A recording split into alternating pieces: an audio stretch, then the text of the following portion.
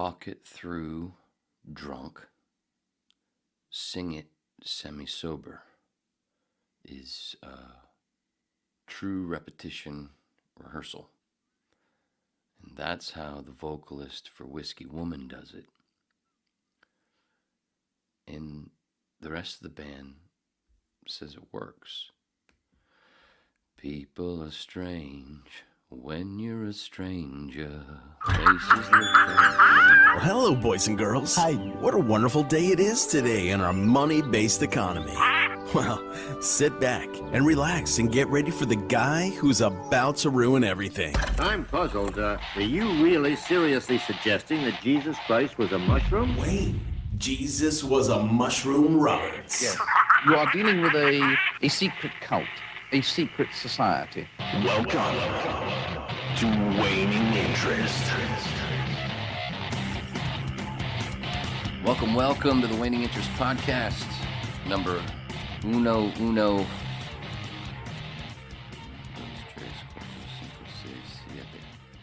Siete, right? Right. June 30th, 2023, the Babbling Dabbler, the smallest click on the internet, the pinball brain in your favorite machine who's got a pinball back and forth between screens. Hey, I didn't even mean for that to rhyme. That was pretty sweet. But, you know, that's what happens here because we just keep going and finding things. You know, like, oh, look at that. Like a cat. What the hell? Anyway, it's like a diary or a book. Obviously not as stale. And it's not going to be as coherent from a more mentally challenged Forrest Gump, or if Mikey and Mouth from the Goonies played a lot of bareback leapfrog, and then a little while later, ooh, plop. Look at that. Look at it scoot. Or, I got a new one. If Bill Hicks, Neil Rogers, Doug Stanhope, Richard Pryor, Bill Burr, Phil Hendry, Ron Bennington, Terrence McKenna, and Joan Rivers had a day-long gangbang,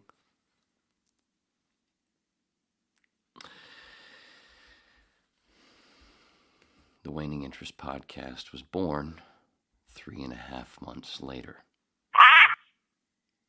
I have a sneaking suspicion that didn't time out right, and I should probably play it again and do the whole thing again.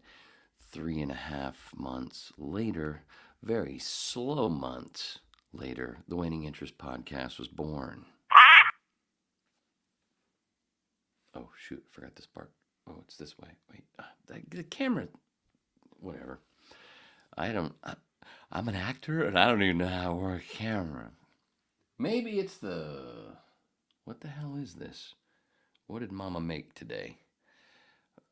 I know I saw some Jim Beam go in there, and I know I saw some coffee brandy.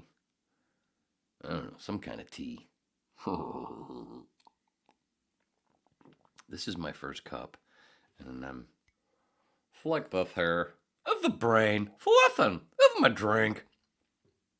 Faz Watley. Somewhere around there. That's my first one. It's not bad. But we did have a gummy that's 20 milligrams. Normally, that wouldn't hit me as hard, but I haven't had what? When? Gamora's, we already know. Boy, that running joke, if you've been here for all those. And I haven't even seen the last fucking Guardians movie. Whatever. So 20 milligrams now, because I don't do it as often as I used to, packs a punch. Now 20, if you only do 20 milligrams, if you've done,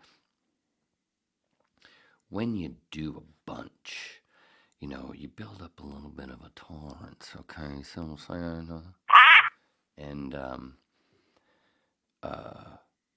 so, you know, 3 weeks of doing 20 milligrams starts to feel like 5. And so you got to sometimes bump it up if you want, or you just like that stretch. Like, you know, it's natural Xanax to me. You know, a couple of 20s a day, one in the morning, one in the afternoon. That was good. It was great. And it was nothing. You couldn't tell. But now, because I don't do it that often, now if I take a 20 in the middle of the day, you're going to notice, boy, will my eyes be more bloodshot. I don't know, we'll see. How long has it been? What time did I eat that mofo? About 45 minutes ago, right? Something like that. Anyway, I guess we'll see, along with the tea. Oh, we rhymed again. Bing, ding, ding, ding, ding. God, what the fuck is with the timing? I need a 360. Oh. That was the other thing I wanted to do. Where's my screen here? I gotta move back over here. Actually, we'll move back to this, and then we'll move back to that. It says Pimp the Patreon. The links, all the links, wherever you are watching or listening to this, the link should be in the description. Patreon.com/waning interest.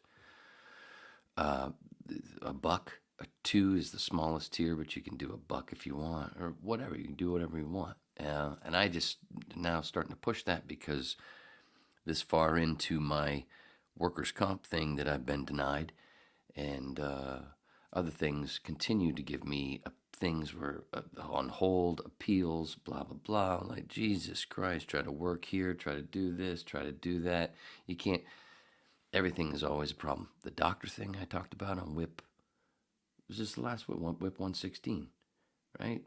Talked about the doctor thing, changed doctors, so I'm done with that, hopefully, and I'm being told that my new doctor, it's very smooth. And I was also told by this person who's doing the switching for me, who's doing the big switch, I've been hearing the same problems about what you're saying. Weird. I knew it wasn't just me.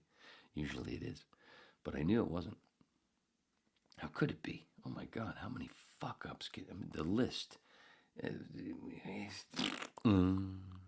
got really painful. So, yeah, move that along. But in the meantime, yeah, certain things, and some people think I get residuals, big residuals. Dude, my residuals are, you only get them every quarter, and for I only get them for two things, and I got one for $7 the other day. And before that, for the other project from around the same time, I think it was for 17 cents. So, and I don't do voice work anymore. I don't do none of that shit. I try to do, I'm back to the basics. But I keep running into douchebags. Serious douchebags. Kind of like my last... Let's just freeze on that. Oh, hear the Batman reference? Just pulled that right out of my rectum. Thanks, Neil. Shit. Bro, I knew I'd get off on some fucking stupid tangent that didn't make sense. Anyway, obviously, as a whip, the handful of whips that I've ever had, because I've, taken breaks, so you lose them, you don't put stuff up, for a few months. At one point, I took a break for almost a year, putting this house back together. Where did all my whips go? Oh yeah, I guess you wouldn't want to keep paying. Well, even though there's so much stuff, and some of them are like, they didn't realize that they could go back and listen to stuff that I used to put up only on the Patreon page. There's a whole bunch of whips, whips as in the podcast, that are audio only on the Patreon, which I stopped doing, I don't know, around 60, somewhere around there. Before I left, long after I left Los Angeles. That's when I started the podcast. What I was doing was Monday, Wednesday, and Friday. Only an hour each, sometimes 30 minutes, but only a few of those. But the Monday and Friday would go up only on Patreon, and the Wednesday would go up on Patreon and everywhere else. But then, after a while, especially with the vid thing and, people's money stuff, I was like, I'm doing the Patreon thing. I just put everything up for free, and then I never changed that. So there's nothing on Patreon except for a whole bunch of whips in the, you can just see. You can see from the numbers. You can go, if you're on the Apple or Spotify or whatever, if you go all the way to the beginning, you'll see it skips a whole bunch. The ones that you don't see are on the Patreon. But either way, and I never pimped the fucking thing. Most of the whips just did it just because they looked in the description. I might have pimped it in early days, but not much. Anyway, so I'm pimping it because I told myself to pimp it, and I didn't mean to take this fucking long. Wow, it's a commercial for the Waning Interest podcast during the Waning Interest podcast. That's weird. The whole fucking thing. Anyway, just because, I'm about to hire someone to take care of a lot of this shit that people are putting me through. This fucking surgery a year ago that's still not 100%. Anyway, whatever. But I put a lot of work into this shit, and only 3 months out of the 4 years that I've been doing this, where I had enough from the Patreon to pay for the just to keep this thing up with, Libsyn, StreamYard, and a handful of other things that minor costs, which it's not a bunch, but then again, I don't ask for much. Because I know most whips, most of the pack are poor. Most of the pack is po. So, we don't ask for much more. So that's why I put it, you could set it whatever. But either way, and it would be nice to have a true list all of a sudden a burst and go, hey, look at this. Doesn't matter. And I'll name names, man. That'd be the shit. Because, normally we're very discreet here on the Waning Interest podcast. Where are we going next? Oh, Fix 115. But either way, the descriptions, all at Patreon, there's a PayPal thing if you don't want to do the Patreon thing. There's a little PayPal link. But the Spotify, all the links are always in all descriptions. And of course, if I mention the Nick Cersei one, what was that, 107, I think? That's not here on YouTube because they took it down because of the title. So you can find that one on Rumble, plus Spotify, all the audio places. Anyway, because I know there's a bunch of new whips coming in. I've been hearing some talk. So wanted to, throw out more info for folks that what the hell is going on here? I don't know, but it's one of the best podcasts you'll ever fucking hear. I know. Because I consume a lot of podcasts. I consume a lot of talk radio. I come from talk radio. I come from a little bit of music radio. Lots of production. Lots of stuff. I stand up a little bit of comedy with on camera and this theater and all kinds of stuff. Comedy's always, I want an award. I know what fucking funny is. And I know when I hate myself. And I know where Neil would hit a thing where Neil God, I'll be go, Waynus Padawanis. That's what I should have. I should have a drop. Somebody saying Waynus Padawanis. At least I'm in the Jedi realm. Because a lot of podcasts aren't. Fucking some of them. The bore, the quality, I love Flagrant with Andrew Scholes, but goddamn do I hate the pants that he wears, those short pants, like fucking the high water, what do they call those things you wear to the beach? Those are the most unattractive fucking pants. Either wear shorts or pants. Either wear them to your knees or all the way to your fucking ankles. That halfway between, even on a woman, even a Kate Beckinsale, I go, take those pants off. Ugh. Ugh. They're gross. Especially on a dude. Especially on a dude who's wearing that stash from 1978, Andrew. I fucking love you, dude, but, oh, your fashion sense. Dude. God. Today I watched Graham Hancock, who should be on the whip. I told him on Facebook. Great author. He's been on Rogan many times. Look up Graham Hancock. Graham Hancock. Wow, that's a great name, mister. Where'd you get that? Graham Hancock. That's funny.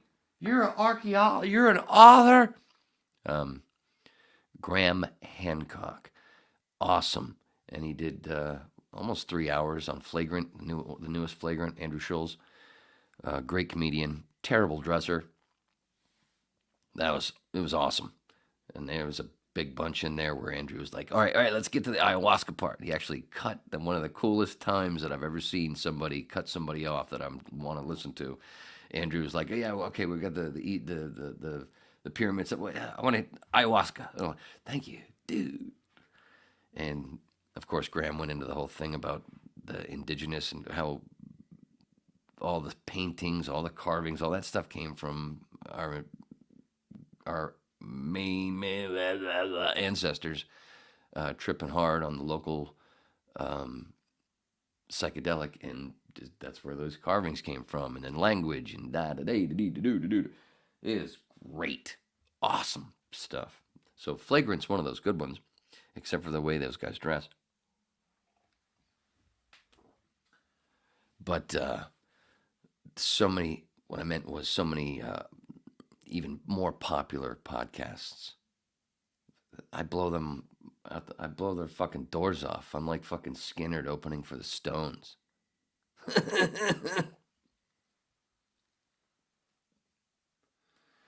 I know it. You know it. And that's why you're a rip. Did I tell you about the Patreon page? Anyway, what do I want to get to? I wanted to fix Whip 115. I forgot. I meant to say it in 116. Maybe I did, but I still haven't watched back that whole fucking thing. See, when it's a one-man show, when you're the producer and the host, it fucking sucks, man.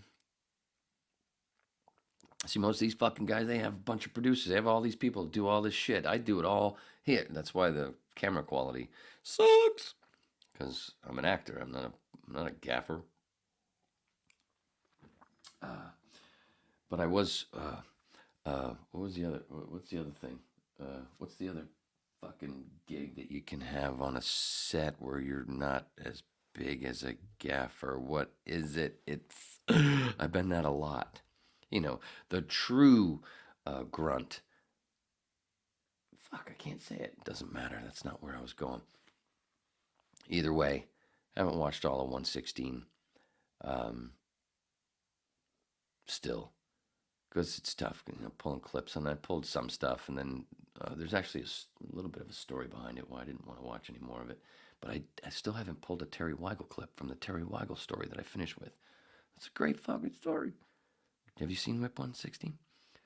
Have you seen them all? Have you? You can go to Patreon and even get more. So, way back. It's going to take a while to scroll. No offense, but, it is a scroll. Speaking of scrolls, Jesus was a mushroom. That's what John Mark Allegra, anyway. But with the Bill Hicks 115, I mentioned Kevin Booth, Dwight Slade, friends, Jimmy Pineapple. I mentioned a bunch of Bill's friends, but I left out one of the big ones, which was David Jundro, who you hear in American The Bill Hicks Story, talk a lot, who he tripped with before. Did a lot with David, and I left his name out, and I felt like, because I sent the link to Kevin Booth, because I'm friends with him on Facebook, and take a listen to this if you get a chance. Tell me if I fucked anything up. He said it. He didn't say I fucked anything up. Not saying he listened either or watched. But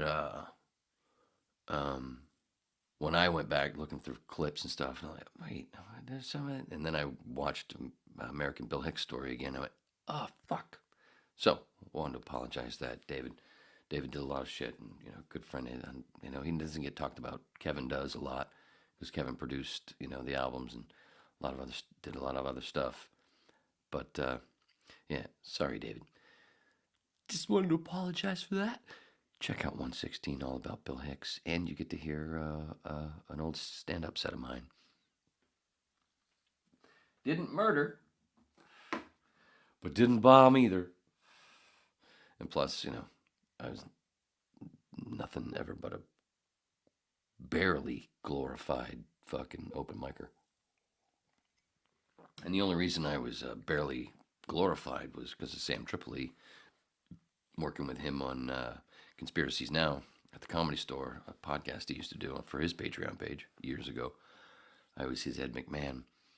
And from that, I wanted to show these.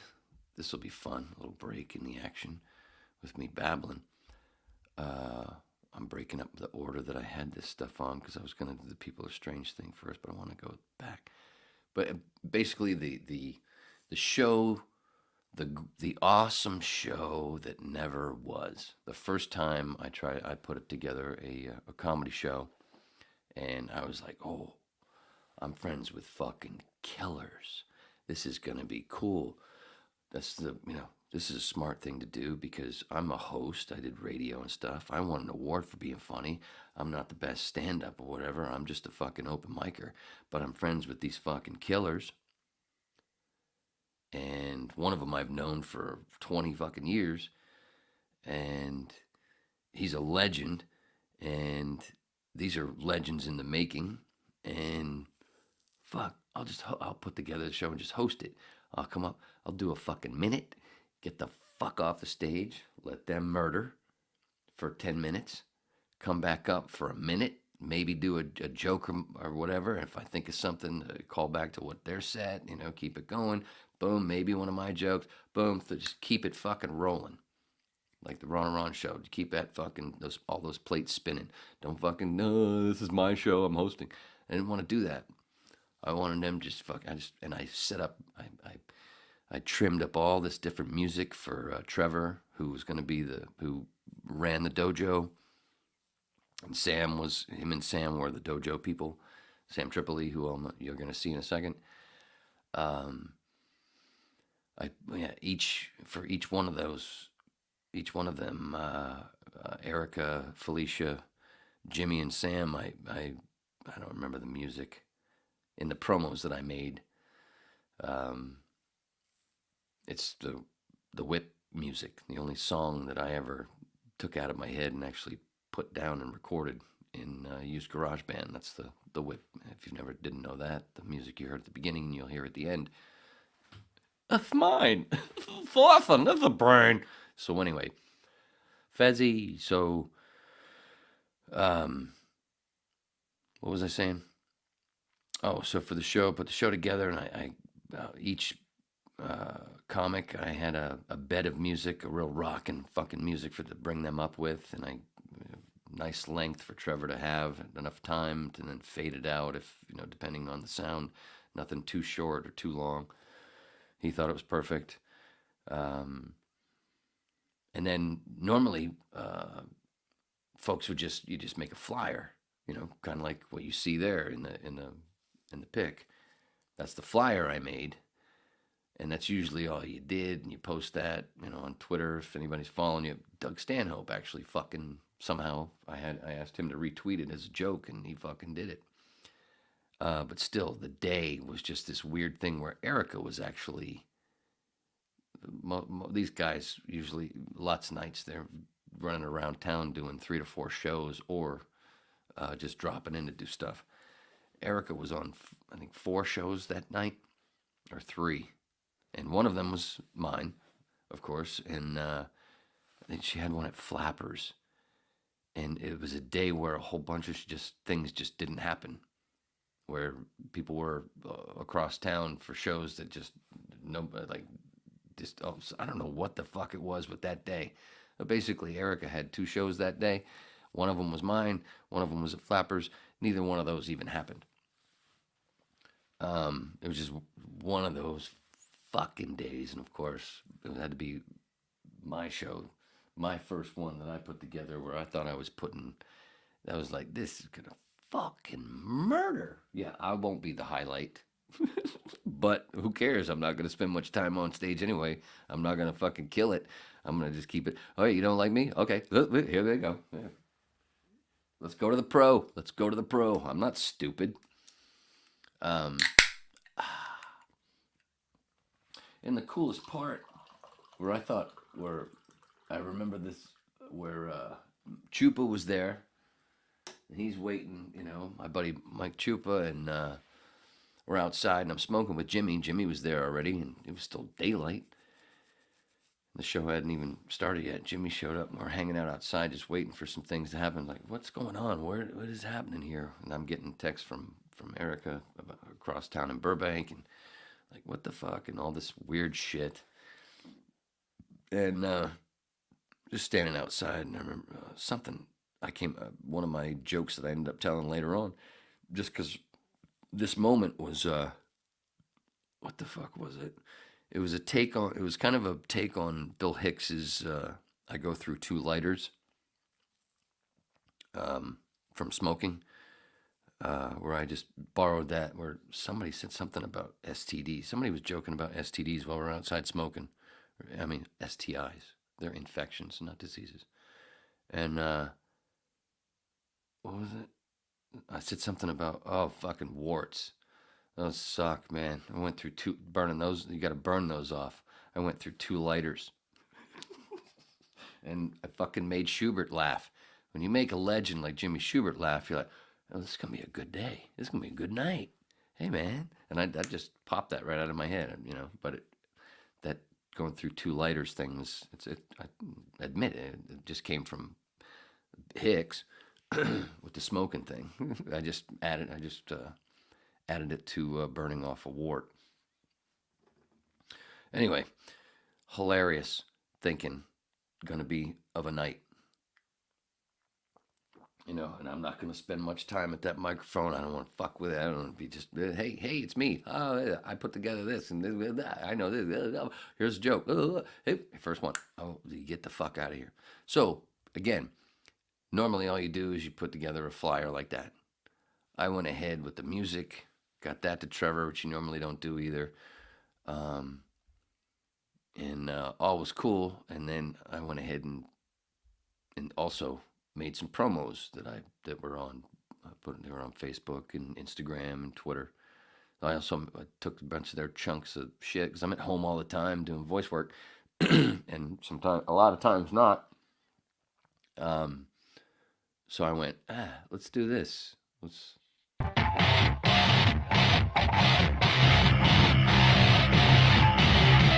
He has MS, which it's a neurological disease, and found out recently they actually have an MS walk.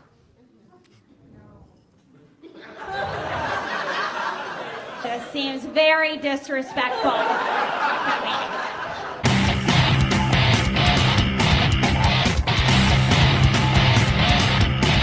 My dad hates that joke too, and I'm always like, sorry, Dad, but when I have an idea, I run with it.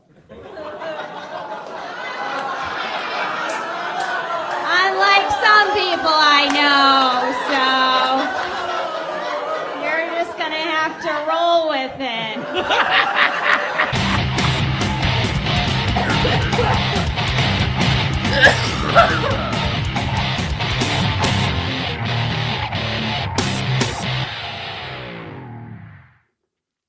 Anyway, I went ahead and instead of just flyers, I figured, this will help. These are killers. That obviously these names are going to help bring people in, and a flyer, yeah, that's great too. Put a cool flyer together, which I did. You can see it. But then why not fucking? Well, it shouldn't take long. Put a minute thing together for each fucking comic, and have video actual video shit, because you don't normally see that, especially with little shows like I put together. But I was like, fuck this, man. Let's make it fun.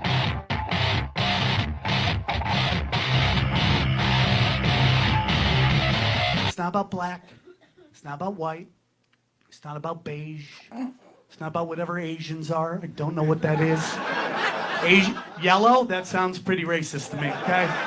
Whatever it is, that's not what it is. The only color that matters is green. That's it. And what am I talking about? Green. Money. Lizard people, right?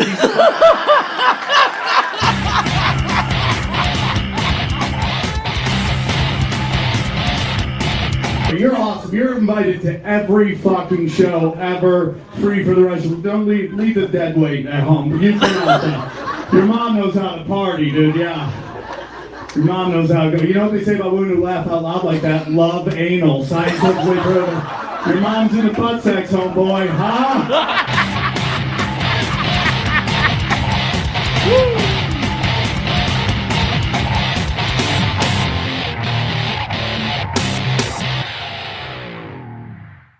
Killers, I tell you. I put together a bunch of killers. Fucking Sam. And of course, you know, Sam let me get up on one of his shows at the Comedy Store, one of the Comedy Chaos. Of course, you know, one first show I put together, which he inspired me to do it. And he inspired me to fucking do this podcast as well. He kept, no, what are you doing? Why aren't you doing one? So, of course, he's going to be on my fucking show because he's a fucking murderer. And, you know, and then, you know, you got to, no, I wanted to split it up. I wanted to be equal. Of course, there might not be any black people on here, but at least, you know what I'm saying?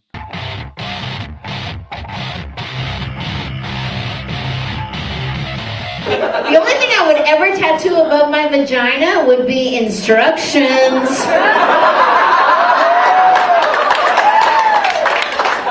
Little lip, big lip.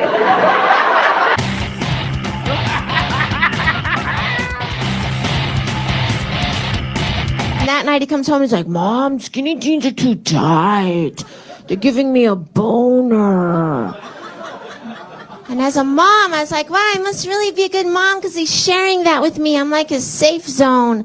But as a woman, I was like, that is some fucked up shit that he is sharing that with me. And then he goes, what do I do about it? And I can't tell him the truth because I'm his mom. And that'll fuck him up. Right? I can't say go into your bedroom and quietly machine gun that shit into a sock.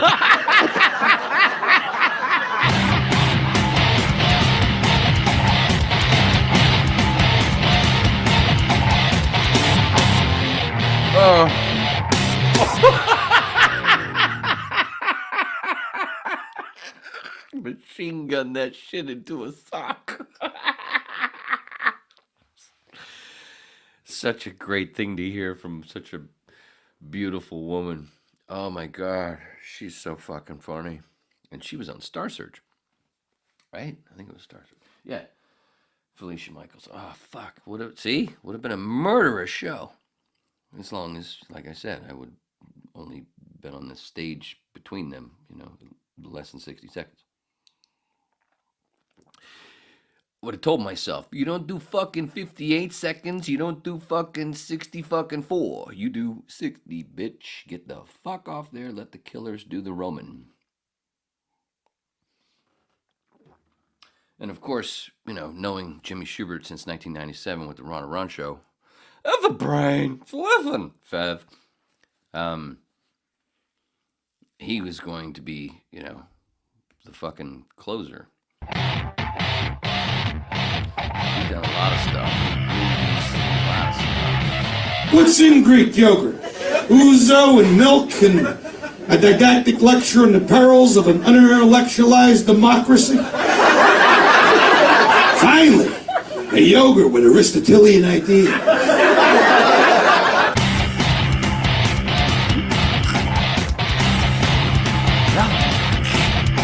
Know what I don't want to do? I don't want to build my own burger. I could do that at home. I don't want to craft my own pizza. What am I paying you people for? I'm doing all the heavy lifting. Hey, I wonder if that works in this industry. Everybody, I'm Jimmy Shubert. I'm a comedian. Here, why don't you make yourself laugh for 10 minutes?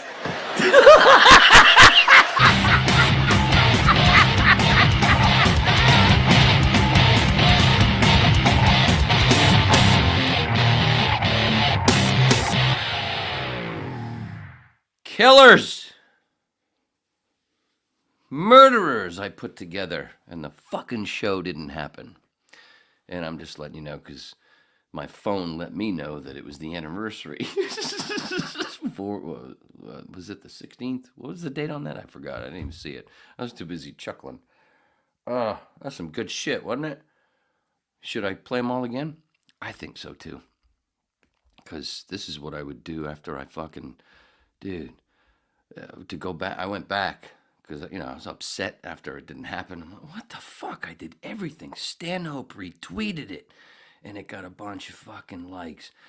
And I figured that was going to, because there's a bunch of LA people that love Stanhope. And they must have saw it and, let's go see, fucking Erica, Jimmy, Sam, Felicia.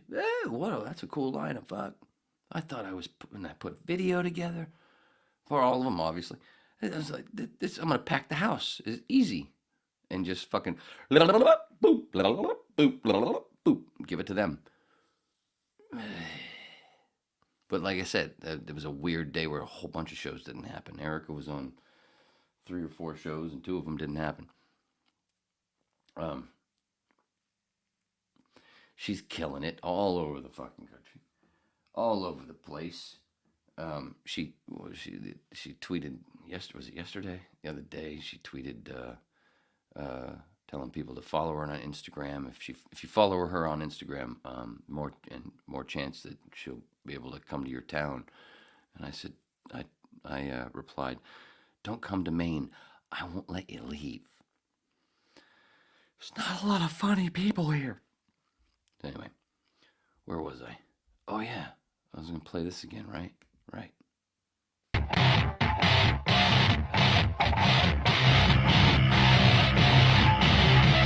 He has MS, which it's a neurological disease, and found out recently they actually have an MS walk.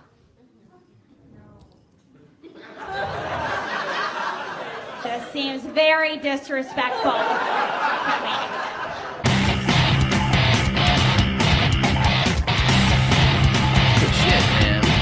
My dad hates that joke too, and I'm always like, sorry, Dad, but when I have an idea, I run with it. Unlike some people I know, so you're just gonna have to roll with it.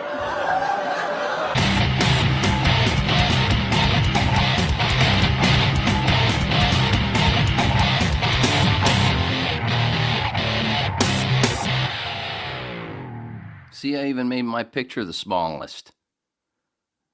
See what I'm saying? And, the art of shredding, and I took that because these fucking killers. And, of course, the whip music is, it's Pantera inspired. You can smell the Pantera in there. And they have a song called The Art of Shredding. And that's what I look at those people, what they do, those 4. They fucking shred. How many times? Not a bunch. Not as many as most. I'm sorry. Not as many as a few. How many times I got to stand there and fucking watch these folks? Most of the time I'd watch them in the original room, in the OR. I didn't spend a whole lot of time in the main room. A couple times on the stage. And for a couple of shows, but most of the time, most of the shows that I watched were in the OR, because it was right there by the door for the basement where Sam and I did Conspiracies Now, and a whole bunch of other where their podcast studio is. The basement door is right there by the little where the toilets are in the back, where you can go up in the back from the OR, where you can see from that part in the back, you can see the stage. Anyway, if you've ever been to the store, what was the fucking point? What was the point? Oh, I've seen it. How many times I stood there just where a lot of comics would wait for their next spot. I'd just stand there and not talk to them, but I'd stand there just so I could, kind of peek around the thing and watch Felicia or Jimmy a bunch of times I saw in the OR. Sam, of course. A lot of times, Sam would normally do his set in the OR after Conspiracies Now, or sometimes during. Sometimes before, but most of the time after. And Erica I never saw at the store. She's been to the store a bunch, but I would see her other places. Not many, at least face to face, but she all over the place. Fucking killers. So, oops. next. Replaying Sam.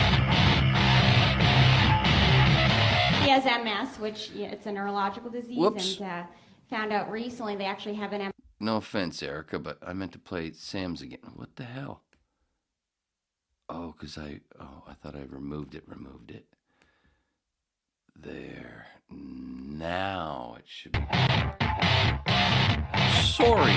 Technical difficulties. It's not about black. It's not about white. It's not about beige. It's not about whatever Asians are. I don't know what that is. Yellow? That sounds pretty racist to me, okay? Whatever it is, that's not what it is. The only color that matters is green. That's it. And what am I talking about? Green. Money. Lizard people, right? These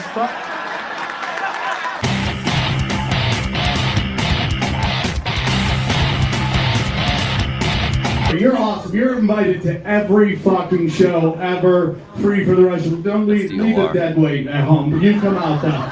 Your mom knows how to party, dude, yeah. Your mom knows how to go. You know what they say about women who laugh out loud like that? Love anal. Scientifically proven. Your mom's in a butt sex, homeboy, huh?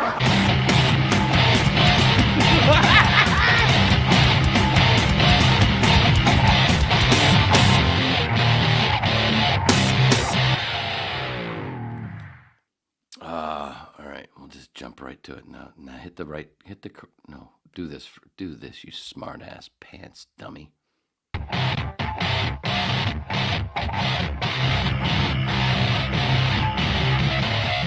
only thing I would ever tattoo above my vagina would be instructions.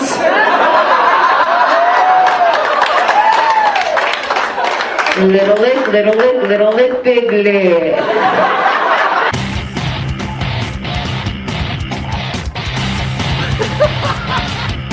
And that night he comes home, he's like, Mom, skinny jeans are too tight. They're giving me a boner. And as a mom, I was like, wow, I must really be a good mom because he's sharing that with me. I'm like his safe zone. But as a woman, I was like, that is some fucked up shit that he is sharing that with me. And then he goes, what do I do about it? And I can't tell him the truth because I'm his mom. And that'll fuck him up. Right? I can't say go into your bedroom and quietly machine gun that shit into a sock.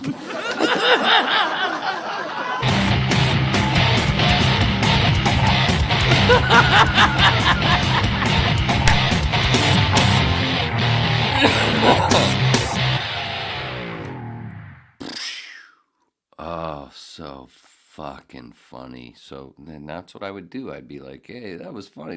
Felicia, great. I used to do that too, but now here's fucking Jimmy Shubert.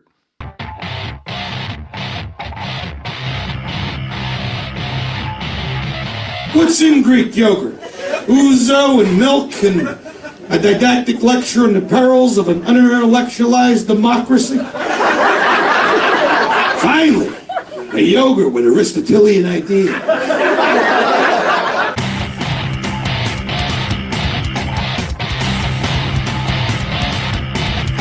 Know what I don't want to do? I don't want to build my own burger. I could do that at home. I don't want to craft my own pizza. What am I paying you people for? I'm doing all the heavy lifting. Hey, I wonder if that works in this industry. Everybody, I'm Jimmy Shubert. I'm a comedian. Here, why don't you make yourself laugh for 10 minutes?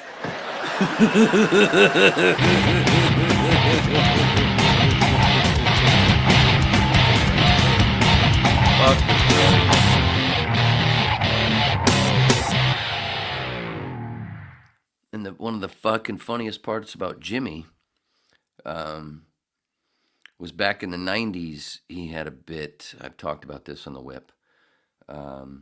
He had a bit. Well, he had his whole hour was actually wrapped around it, where the whole thing about back in the day when they were talking about DMT, and they were making it sound like you could lick the frog, and which is not how it happens. There's a venom or a secretion, and a lot of times you unfortunately have to murder the frog. Oh, if she'd have murdered the tie, it'd been a perfect crime. Arthur. John Gielgud. But at the time, they were, as the media fucks everything up, people thought that these certain frogs, the toad, ET, DMT, mushroom, you could just lick the fucking back of it, and that's not how it works. There's a secretion, a venom, it's a thing you have to get out of it, let it dry into it, and you smoke it. That's how it goes. And the toads, that raining toads in the Bible, frogs thing, whatever, and there's frogs in ET, whatever. We're not going to get into that. The point is, Jimmy had a joke, a bit that actually came back at the end. It was great, where all the animals are on fucking trial, or on the witness stand, because you don't see it coming. It was such a great hour. And I saw it like 5 times every time he would come to Florida. But part of it was the dude in the, talking about some dude in the basement. They found him. He's down there with a bunch of animals just licking them, going, parakeet. Nothing. Turtle. Nothing. Toad. Kind of like a Bill Hicks, I think we can go to the moon sort of thing. I don't remember the punchline on that one, but the whole hour, it came back around to where all of a sudden all these animals, and then he licked me. They're all of a sudden on the witness stand at the end of the hour. It was a fucking brilliant hour that he did. I brought my dad to see it, and my dad was fucking bawling. It was one of the handful of times I got him to come out of the house. I still don't think he's been to the movie theater since The Doors in 1991 or whatever it was. Was it 91? 92? Whatever the fuck that piece of shit came out. Sorry, dude. That movie, yeah. I'm sorry what they did to you. Ugh. Fuck, what a fucking piece of trash. Oh. But for Jimmy to have that bit in me, to know him in 97 and then go on many years later and then start to find out about DMT and the mushy and all that stuff. And, what an ending that would have been, but there was no ending. But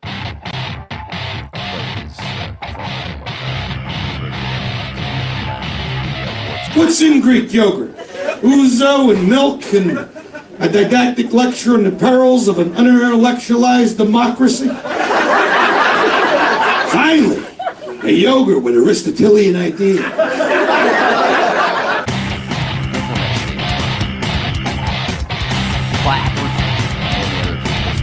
You know what I don't want to do? I don't want to build my own burger. I could do that at home. I don't want to craft my own pizza. What am I paying you people for? I'm doing all the heavy lifting. Hey, I wonder if that works in this industry. Everybody, I'm Jimmy Shubert. I'm a comedian. Here, why don't you make yourself laugh for 10 minutes?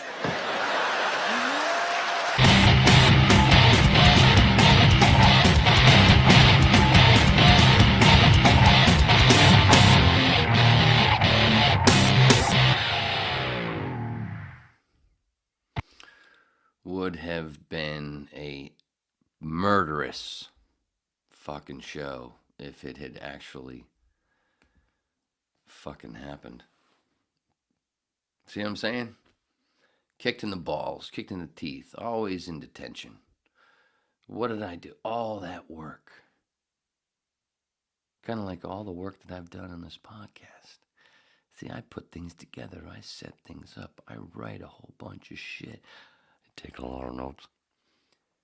Video, audio, do it all. Bare my soul. This is my book, so I don't have to write a fucking book. Some AI can just take this down, and then that's what I could do. Take all these things, somebody, whatever, and just boom, oh, there's a book. How easy it is. Then all of a sudden, oh, look at this book. Well, I was doing it on the video. You can actually watch it. You could have watched it first. Fuck the book, man. Make your own book. Make your own. That's one thing. That's another thing. As long as I'd like to live on this, but I also wouldn't mind. Oh, people put their own little fucking whip promos together, kind of like I put promos together of my friends. Promote their shit. Word of mouth, Guns N' Roses kind of shit. I don't know what the fuck I'm talking about. What am I talking about? Oh, I got to get to this. Oh, So, Jesus Christ, 49.54. Eesh, I haven't even got to cosmetology school. Weren't expecting that, were you? Yeah, he's definitely going to have to pee. Oh, that's one thing. Why do you see that Luke Skywalker toy thing where I didn't use Mark Hamill? Because he's a fucking complete moron with his all his thoughts, most of his thoughts. He's got some good ones, but oh boy, is he a corporate dunce mouthpiece, whatever. So that's why I used the little toy thing for that picture, because it's funny where I make those because I'm a Star Wars geek. I've talked about Star Wars a lot. If you're a whip, you know, a bunch of different things I've talked about with Star Wars. I've had Star Wars podcasts with Beckham and Brett Brock, whatever. I have all these references to Star Wars because I grew up in that era. That was my thing. And obviously I wear a lot of black. And usually, you know, anyway, the point is, people, all my underwear, my socks, almost everything except for a couple of pairs of pants, everything is black. My hoodies, my hat, everything, almost everything is black. Why? Because it's easy to wash. It's simple fucking wash. I don't have to separate shit. Nothing. I wear cargo pants mostly. I only wear jeans, when I sing, my jeans, because I like cargo pants because of the practicality. I don't like sitting on a wallet. I like it on my fucking leg, and I can put my phone on the other leg, and I don't have to worry about stuff. I got big pockets in the front, which are full of nothing, but they might be cut out as well, so someone can do a little fiddling when they're bored. Nah, that's boring. I'm too old for that because it doesn't do anything anyway. Especially right now with tea. With this, what is this shit? I don't know. Some kind of Tennessee / Texas / Kentucky tea.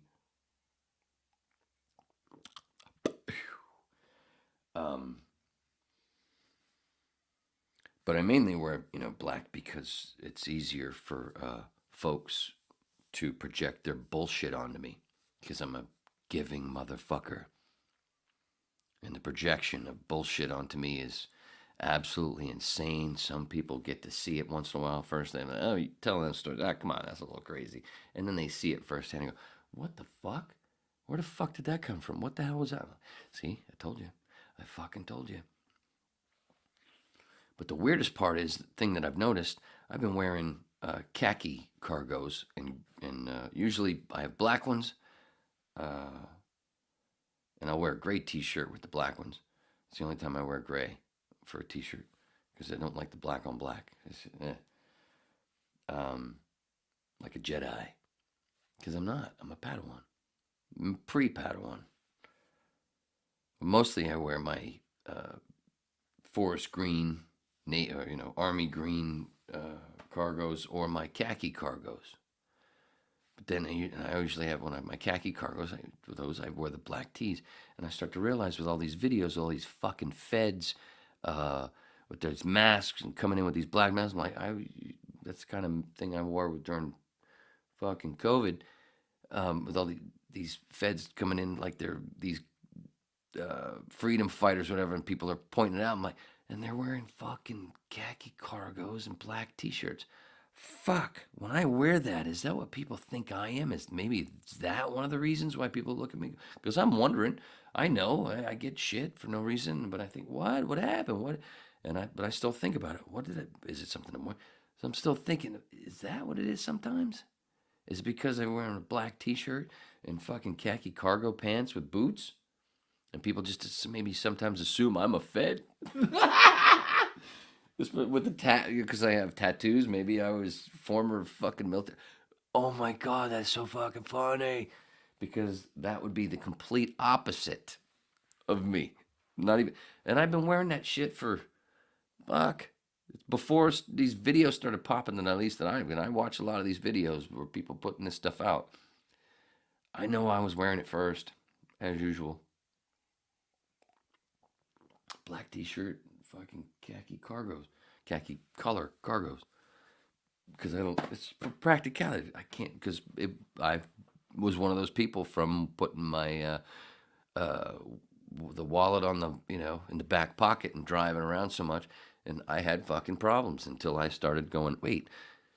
And I was delivering pizza at the time, way back. And so instead, I started putting my wallet on the dashboard. I get in my truck, fucking boom, wallet on the dashboard, and that wallet was also where my spare key was.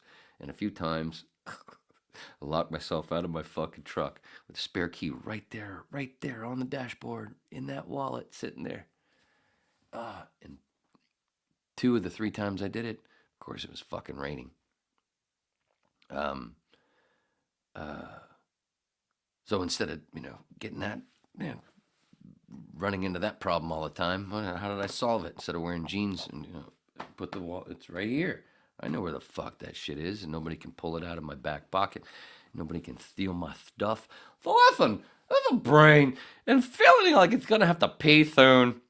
Didn't realize he was going to do this. So to realize just the other day, watching one of these videos where, I don't know, Proud Boys, and this whole thing where these guys were defending something, and all these feds, the Fed thing where you can tell they're all feds, they're almost all white, they're wearing the same shit, none of them are fat.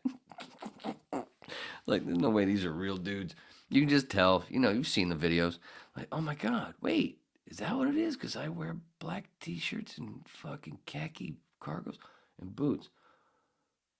Duh. Oops. Maybe that's it. I don't know. I'm thinking. I'm wondering. I know. I'm the one of those. I'm not dumb. What is it that I'm doing? I'm thinking about it constantly. What did I do? And normally it's always been this way. And fucking SS, a friend of mine, SS, those are his initials. I don't want to say his name. Even he pointed it out years ago. We used to share birthdays. He pointed it out. He's like, dude, man, we've walked into bars. You've been pissed off. Sit at the bar. You're fucking raging. Nobody fucking bothers. Nothing. Like you're looking for a fight. You walk in. Hey, bud. Hey, what's going on, everybody? Everybody wants to kill you. I'm like, you see it too? Must be because we're both Leos. But we also, we pissed on each other's territory. So there's a little. That's one of those where we hit a brick road a long time ago, and we haven't talked in a while. Just saying. Not shitting on him at all. Just telling you a story. Not saying his name. Just saying where everything is. This is a book. It's so coherent, huh? But me thinking about it's so fucking funny when I realized it. And I think a gummy might have started punching me in the gut when it fucking hit. Wait a minute. So now, basically, I'm always going to wear junkyard t-shirts when I'm wearing my khaki cargos. Just the junkyard part will throw them off. A junkyard, it's not just completely black. 'Cause normally they were just fucking black t-shirts. Just black. That's the only logo I wear, guys. Oh, a little hint to a future guest or 2 or 3. Who knows? We'll see. Didn't mean to rhyme, but here we are. I ever tell you I'm sick of fucking two-handed bowlers? Oh, I have. On previous whips. God damn it. Fucking Belmonte. Jesus. Oh, luckily he didn't win. The fucking two-hander did win, but pray there I wanted to win. Fucking two-handers. They need to have their own association. It's just the same. It's the same fucking thing as steroids, heavy-duty steroids, or, that's not even so bad. It's like dudes splitting and stuffing their dicks to go beat the shit out of women, or play or swim better, or do all better. It's just like that. They need their own association. I'm not shitting on either one of them. I can't stand the 200 ball. Like, you need 2 hands? Fuck you. You need your own association. You can't. You're 117th with dudes, so you split and stuff, and then go to be number 1 over here with the women. Yeah, fuck you. You have your own association. You don't do that. Fuck. It's wrong. It's fucking wrong. So fucking sick of it. Shoots 300. Oh, the only person to ever shoot 300 3 times. Yeah, because he's using 2 fucking hands. Still, I can't stand him. Oh, it's the only thing about Australia I really hate. Oh, God, I'm sorry. Nothing personal. Just can't stand him. He did the boom thing. I don't fucking... You don't see... you don't watch tennis and see players using 2 fucking rackets. You don't see goalies in hockey using 2 fucking sticks. Actually, I'm just pissed about the bowling thing because I can't bowl right now because of my fucking elbow. That's really what it is. Sorry to everybody. Oh, it really just started aching as I said that. And it hasn't ached like that in a while. I mean, a long while. It's not 100% at all, but I would say 60. It's a year ago was the surgery.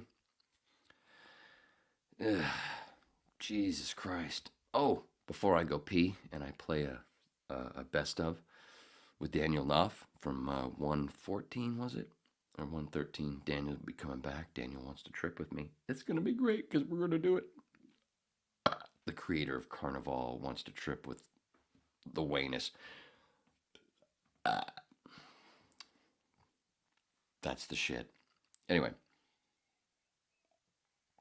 Before that, I got another shout out on the Stone Roadie Show. Craig Reed, Kathy Godsey, his co-host for the Saturday night special. Because I've given them so many shout outs. And she's I think she's a half whip. I've never said that before. Nothing. The brain. Half whip. She's half whip. I think she goes with the Jesus Mushroom thing, but she understands. She gets it. She knows I'm a Skinner fan. She's a huge Skinner fan. This fucking lady way back actually hung out with Alan Collins at his house and has pictures. So fucking cool. Plus other great Skinner stories, which is why Craig Reed has her as a co-host for the Saturday night specials. I'm trying to get the 3 of them with Griff, who is his normal co-host, Craig's normal co-host, Stone Roadie. What's your name? Little girl, what's your name? Skinner song where it says one of the crew had to go with one of the guests, so they got kicked out of the hotel line. Craig Reed is that crew member, and he does the Stone Roadie Show to raise money for the 5 other, besides him, surviving survivors of the 77 plane crash. And all the subscriber money that he gets, he throws it at throws it at them. Even though he's one of the survivors as well, but he's fine. He does all his stuff mainly for that shit because those people were not taken care of. I've talked about it in previous whips. Anyway, they gave me a shout out, so I'm giving them a shout out again and again. Also, trying to get them all 3, or maybe 1 or 2, to be guests on the whip as well, along with many others. Along with who dat there, where, when, why. All right, pee time, and then we're gonna play. We're gonna come back with some Whisky Woman stuff. So for now, enjoy a little best of from, was it Whip 114? I don't know, with Daniel Knopf talking. I don't remember what the fuck we were talking about. Sitting there and we're going like, it's 6 or 7 months, and we're wondering whether they're going to be picked up again. And Michael, Clancy Brown is Michael's reps are trying to renegotiate his contract, and Michael played Samson, right? Little guy. Yeah. The guy who paved the way for Peter Dinklage to be a star of an HBO show. Yeah. Just saying.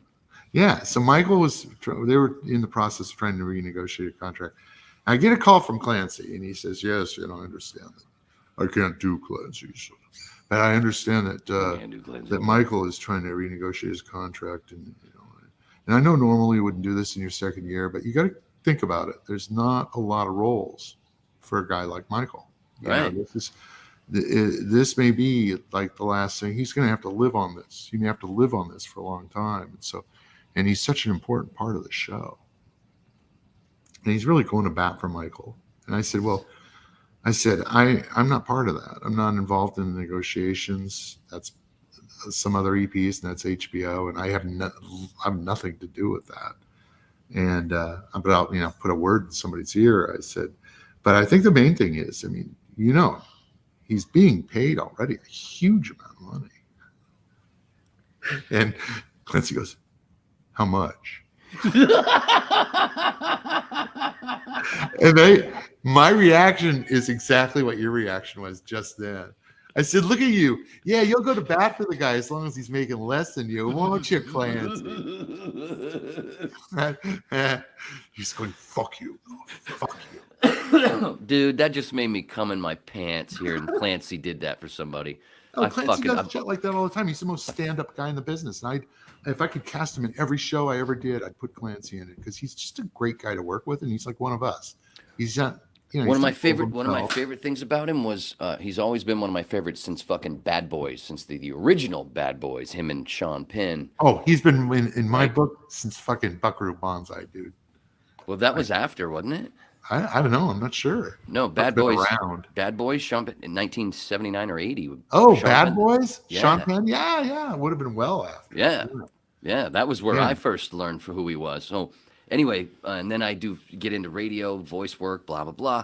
And then my stepson and I get into the Spyro Dragon video game. It's the last video game I ever played. This is Super Nintendo shit. This is... Wow, this is 25-ish years ago, 20. Yeah. Anyway, we win the game together. And then I'm like, wait, no, look at all this new artwork. And as they're showing we won, and then I didn't realize there's this whole new film almost, with the credits where it's going through all this shit that you'd never even seen before, all this newer stuff, but it's with the credits. And all of a sudden one of the voice shit's coming up. And I'm like, what? Clancy Brown did fucking Spyro Dragon as well? How long is this guy's resume going to get?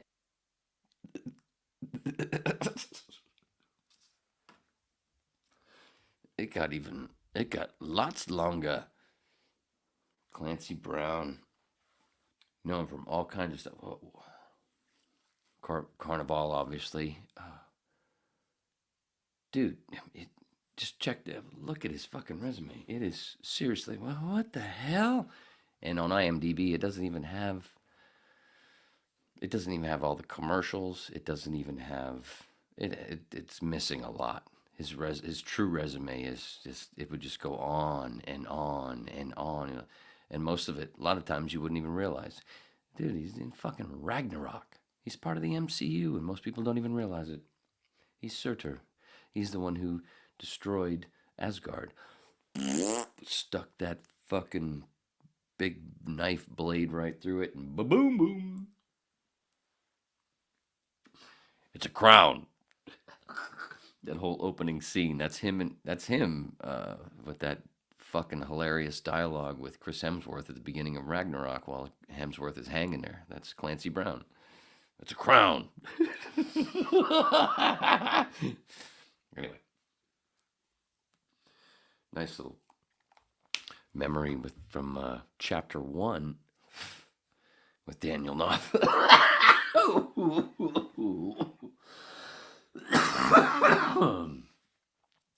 Another great part of that podcast with him. He goes on and on about Gingerland, his newest project, which he's pimping. I'm waiting on my book, my Stupid Writer's Tricks. Told him today. He posted about it. Oh, get my book. I'm like, I've been waiting for mine. I promise I'll send it. You better, motherfucker, if you want to be on chapter 2 and you want to trip with the whip. Sorry, that's a little screenshot moment for whips. Right now, you're probably wondering, why the fuck isn't your mug black? Well, because I'm not, I don't just fall into one race. This is my homage to the Indians with the turquoise. Or as my, that's funny I said that because one of the things I have on my list is to talk about cosmetology. That's why you see the shampoo, a little snippet from Shampoo, Warren Beatty, and I can't. Julie Christie. Pretty sure that's Julie Christie. And that little screenshot of the movie. Because I've been putting it off because I wanted to tell this story. Oh wait, I was supposed to come back and do the Whisky Woman thing. All right, we'll do the Whisky Woman thing first. Let me make sure. Let's see. All right, we'll come back to. Oh my God, yeah, I'm way off my list because I've got cosmetology school. I've got cosmetology school at the end when it, should be, in the middle with right after the foreplay. I don't know what that means, but it sounded somewhat funny in my head, so I shared it with you. This is a book. All right, let's go back. I said before, boy, did I fill that cup with pee. Oh my gosh. Wow, I've been holding it. Man, when you're holding that, just saying. All right, let's hope we don't get in trouble here. But I promised on the next rehearsal, which for some fucking reason I recorded our whole rehearsal, and I put my phone far away on the bar because we rehearse at a place that's closed Mondays and Tuesdays. And I thought I put my phone far away enough to where the sound would be okay, but it still had this still sounds watery. I don't get it. And some people have said, you're just singing along to a track. I'm like, no, this is us. And I don't own this. This is just a cover band rehearsal, YouTube. Just a cover band rehearsal, little clip from the song People Are Strange that I don't own. It's The Doors. And I'm part of a Doors Hour band. And I'm just playing a little clip. All these other people fucking put up clips of them playing other people's stuff. So please, I'm just a clip. You have all this stuff where people are fucking playing stuff on Facebook. Why do I get in trouble for just playing something like this? When you're strange, faces still right. When you're strange, no one knows your name. When you're strange, when you're strange, when you're strange. I think he'd be proud. Especially because this next part is one of my scariest parts. And I think I got it here.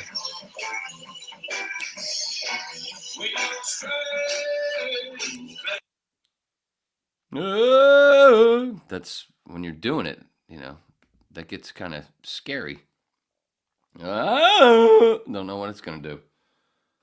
Anyway, that was a little clip, as I promised before. Whisky Woman.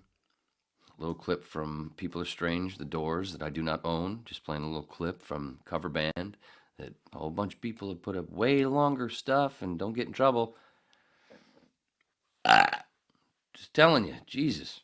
I'm so fucking sick of always being in detention. For nothing. Maybe it's because you smoke weed on camera. Do you know how many fucking podcasts I watch that have fucking at least 300,000 fucking followers or watchers, blah, blah, blah? I don't get in trouble smoking weed, drinking, smoking cigars. No, but Wayne, everything Wayne does it.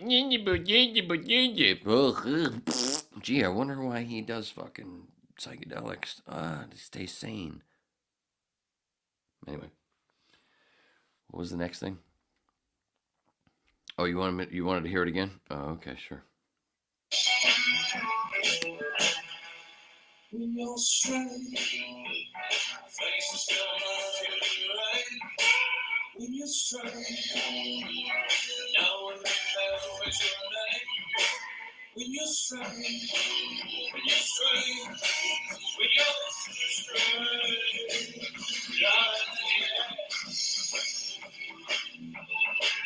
Dennis on guitar, Steve on drums, and Flash on the keyboards.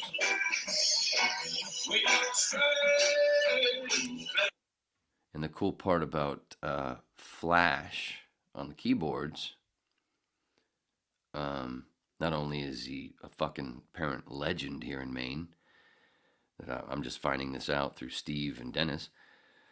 I didn't know. And this whole thing was his idea. Doors Hour. That's why Dennis contacted me with my ad that I put on Craigslist. The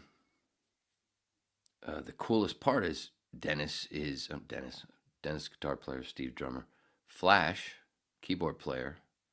It's his idea, and he's apparently a legend, like I said, and fucking great, awesome, dude. It fucking works constantly. It's one of the reasons why we can't rehearse as often as we'd like. But the motherfucker's real name, he is the daddy of the group, because it's his idea. And you know what his name is? Larry.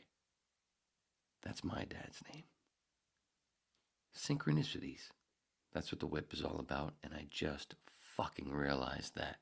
That's not in my notes. It just fucking dawned on me as I was looking up our list of tunes that we're rehearsing to let you know. Besides People Are Strange, LA Woman, Love Me Two Times, Break On Through, Soul Kitchen. I've told them we're going to start with Love Her Madly because that warms up my voice just right before I can start fucking screaming in some spots where Jim does. Roadhouse Blues, which I can't wait to be on stage during a show and tell everybody that cuckoo-cha-cha, eat some corn, that whole fucking blah, blah, blah, blah, bullshit in there. That's all inspired by Manson, because Roadhouse Blues is inspired by the Topanga Corral, where Jim used to hang out a bunch with Pam and other people, and Canned Heat used to play.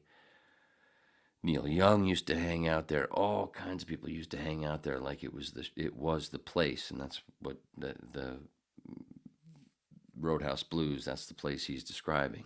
And Manson used to hang out there and play there as well. What the fuck was the name of the Milky Way? Him and Bobby Beausoleil used to played there a couple of times, I believe.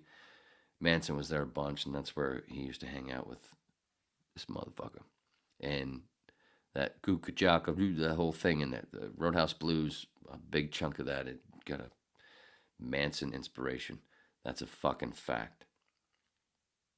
People Are Strange, 5 to 1, which I can't wait to fuck with. That one we actually haven't had rehearsed yet, but it's on the list. Light My Fire, of course, which we weren't originally going to do, but we have to. And I like the break in that break with those guys showing their thing off, which is great.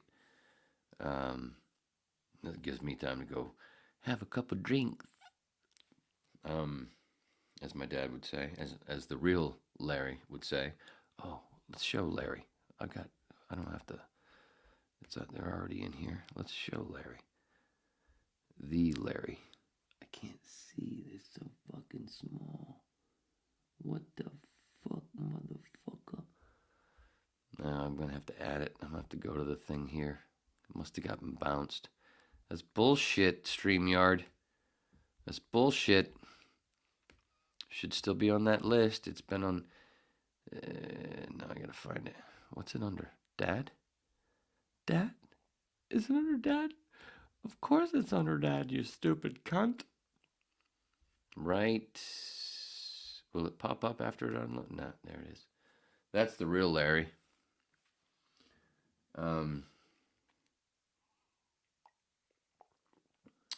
Crystal Ship. Love Street. We haven't done Love Street yet, but I can't fucking wait to. I just love that little break. There's a store where the creatures meet. I wonder what they do in there. Summer Sunday in a year. that's part of my. I was telling the band about, telling the guys the other day. I'd forgotten in the first rehearsal. I don't remember if it all started with a conversation with Dennis. I don't remember if I told him then or not, but it feels like anyway, second rehearsal I told him about, and when I lived in LA, I used to take people on a Morrison tour, a Doors Morrison tour, where we'd go from my place in the valley, go over the hill, Laurel Canyon, and we'd go through the canyon, and there's the canyon store. We'd pull over, go to make a little left into that little circle and stop, and there's where Jim and Pam lived right there. There's the store. You want to go inside the store, check it out. There's a little store, this little spot right there in the middle of Laurel Canyon when you're coming down from the valley or going up from Sunset Strip. And it burned, that building burned, and then they rebuilt it. But there was a top part in that spot. You can look it up on the internet if you don't know already. You can see it. He wrote the song there, but also about other places. And I think some of it's about Themis, which is a little place just down the street on La Cienega from the Doors office, which was part of the little tour that I would take people on. And now it's a rug. Well, at least when I lived in LA, it was a rug place. Armenian rug place or something. I don't know. Rug store. You get these really cool rugs. But way back in the day, Jim funded it. It was Pam's store. It was called Themis, Themis. And she had a lot of people that hung out there. A lot of them were junkies because, unfortunately, Pam was into heroin, which is what killed Jim, in my head, where he thought he was drunk, and she had some China White from the Count who had China White and was a big drug dealer. Looked that up, and he thought it was like Uma Thurman. He thought he was doing a line of he hated heroin, but he thought he was doing a line of blow because that's what it looked like. And that's why, bye-bye. Heart attack? He died. That's why he was in the tub. They were trying to revive him in the tub from an OD because they didn't have Narcan at the time, or, the stuff that they needed. Or adrenaline shots or whatever it is they use. I don't know. I've never done heroin. But I know you need certain things. That's the real deal. What was that? What was I saying? What was the point? Jim, heroin, cocaine, whatever. Was there a point? Oh, my dad did a lot of cocaine. He'll tell you. Motherfucker had some fun. He might have done some. Well, I got stories. I got stories. I got good stories, not really bad stories. Not the kind of cocaine stories you're like, oh my god. Maybe a couple, but not that kind of, oh my god. Pretty mild, but dude had some fucking fun. I got to talk to a Washington Redskin. Did I tell that story before on the whip? Because where my dad had his pro shop, it was in a lot of the Redskins, a lot of the Capitals. It was in Reston, Virginia. Anyway, I'll tell it. Note to self: I'll tell those stories later.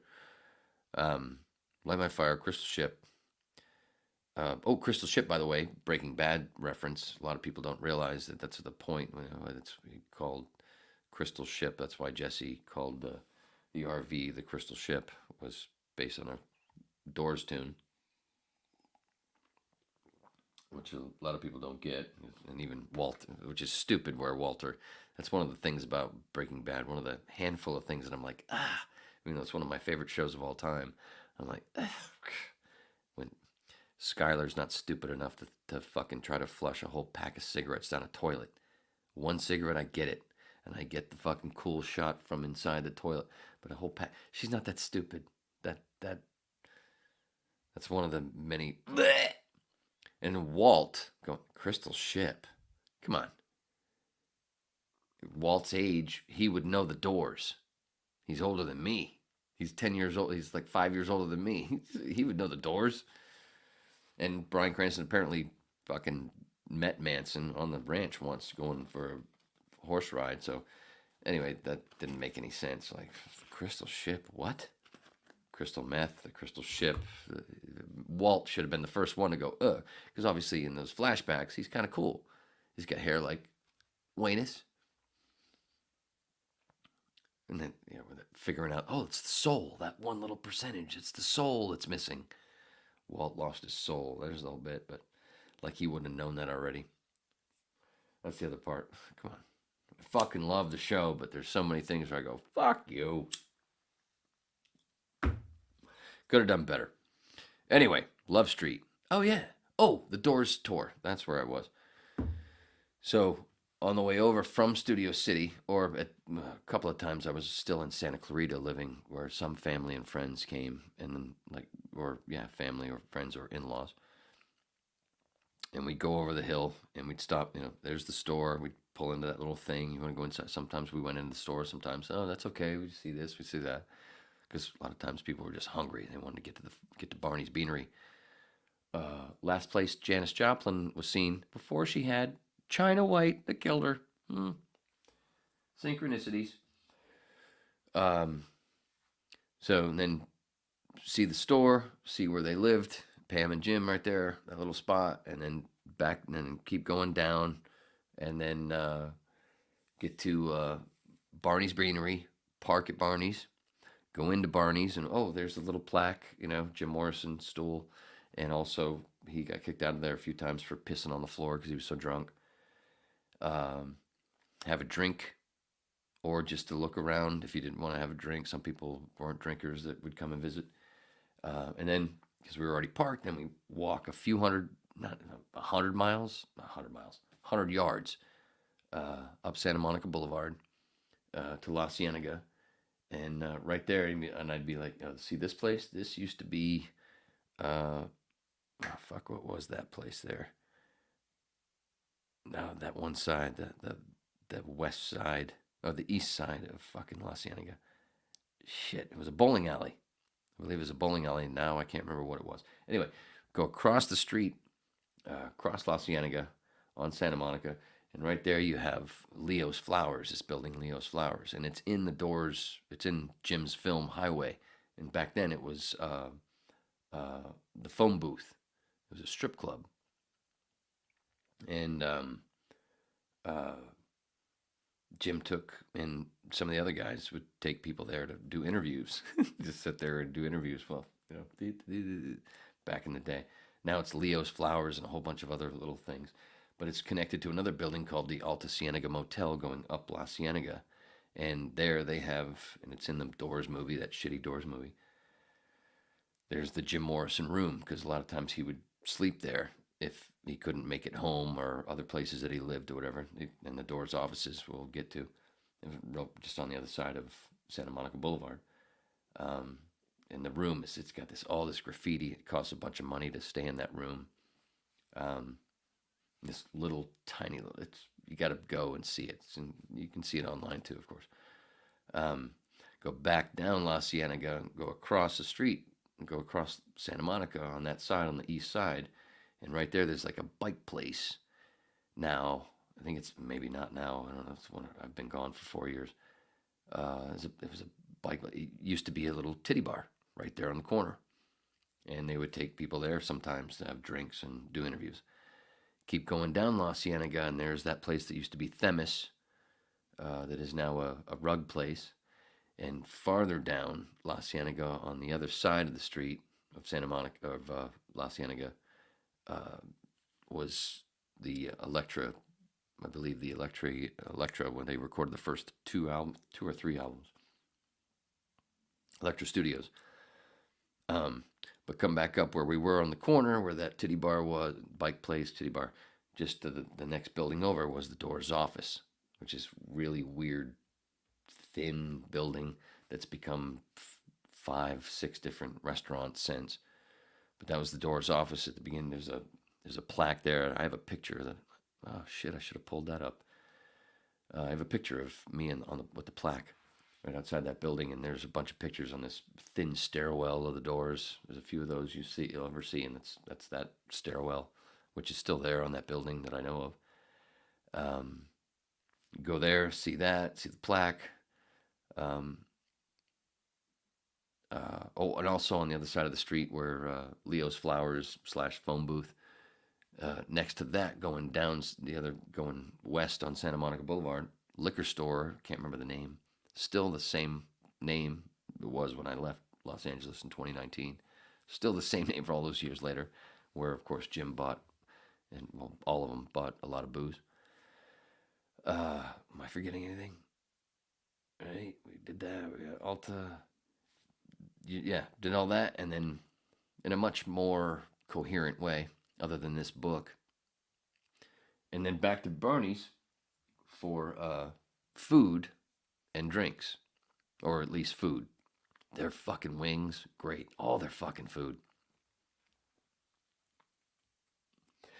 Oh, when I talked about me and my ex-girlfriend Kathy, after we saw the Bill Hicks story, that's where we went to eat after, when we came back into town. That's actually where we went to eat.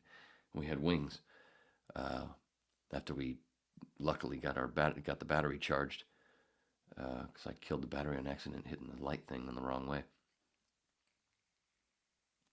But we went to Barney's and got wings, because their fucking wings are great. Anyway, go to Barney's Beanery if you're ever in Los Angeles. Don't go to the Santa Monica one. Go to the OG right there on Santa Monica Boulevard. Don't go to the one on the promenade in Santa Monica. Go to the one in Hollywood, West Hollywood. All right, Love Street, 20th Century Fox. We're doing Riders on the Storm, and I really want with Riders on the Storm. Hopefully, it's either going to be me or somebody we are able to help us out as a roadie and production person.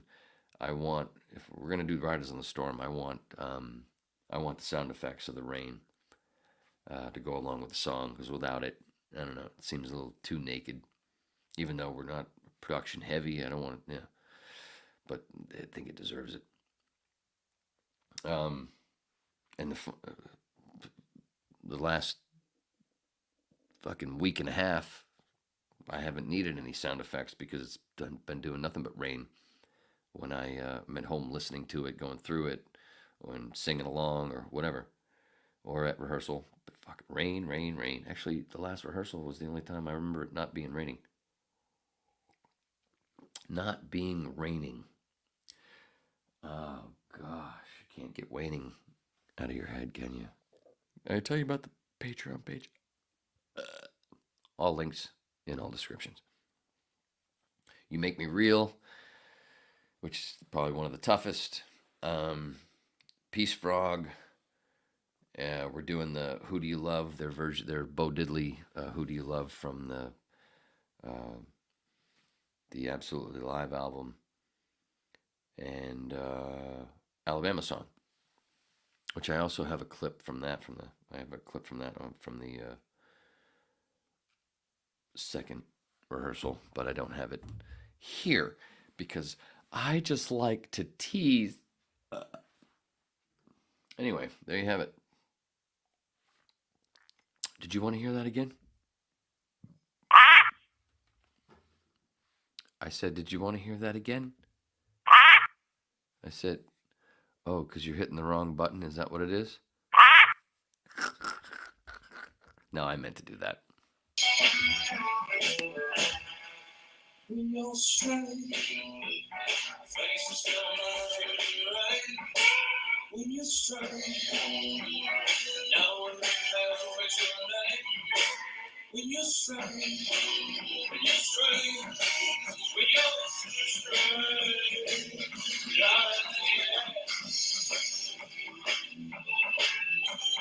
Flash, Dennis, Steve.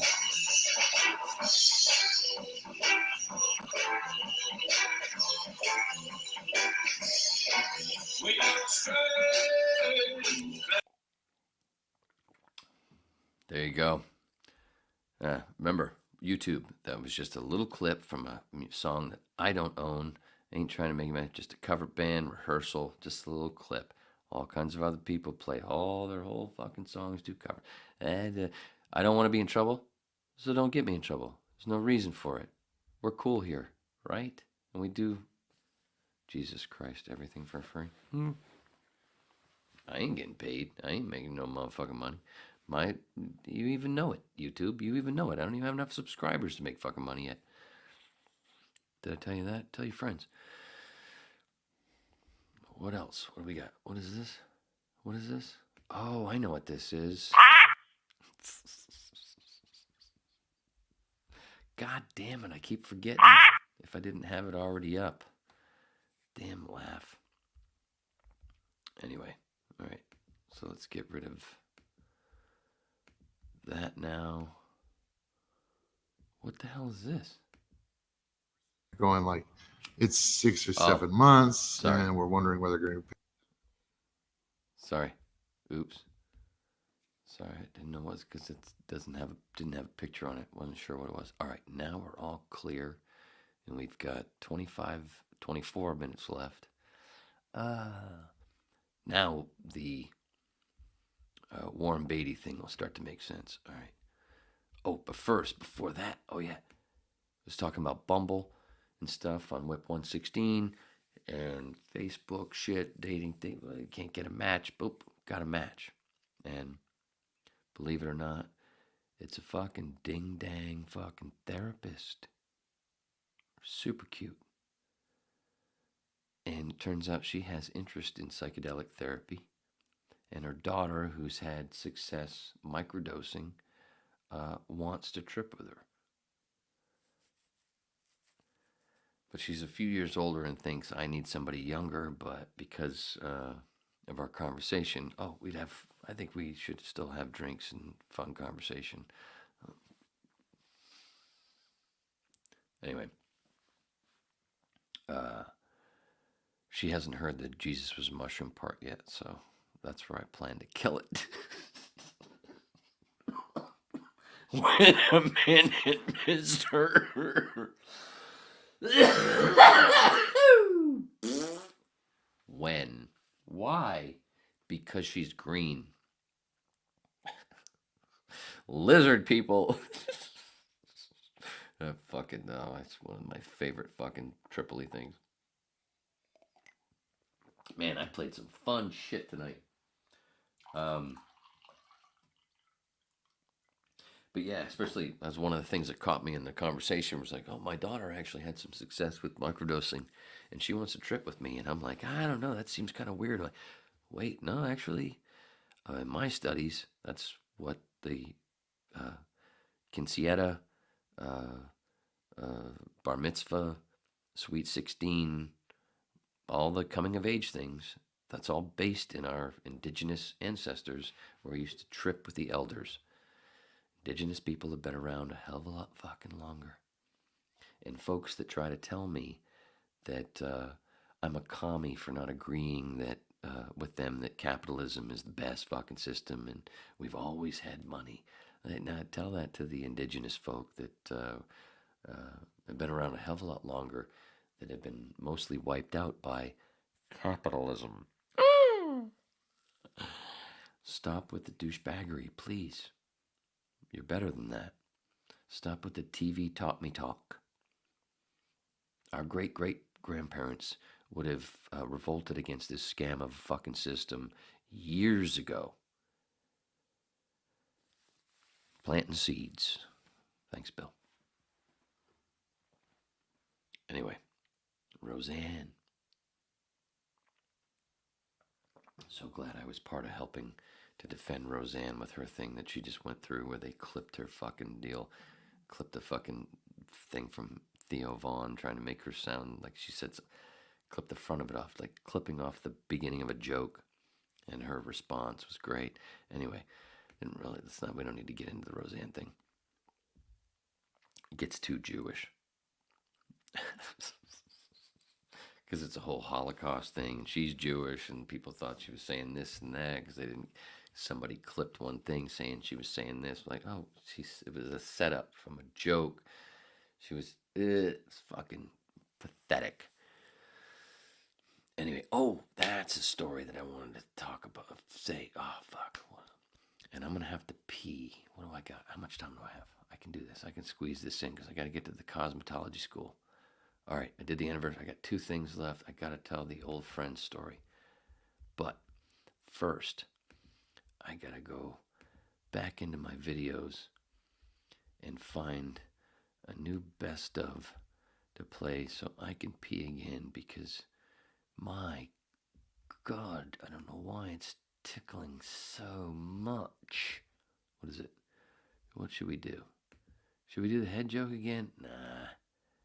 We've done that a bunch. Now we do Easter. That's not long enough. Miller Lite, not long enough.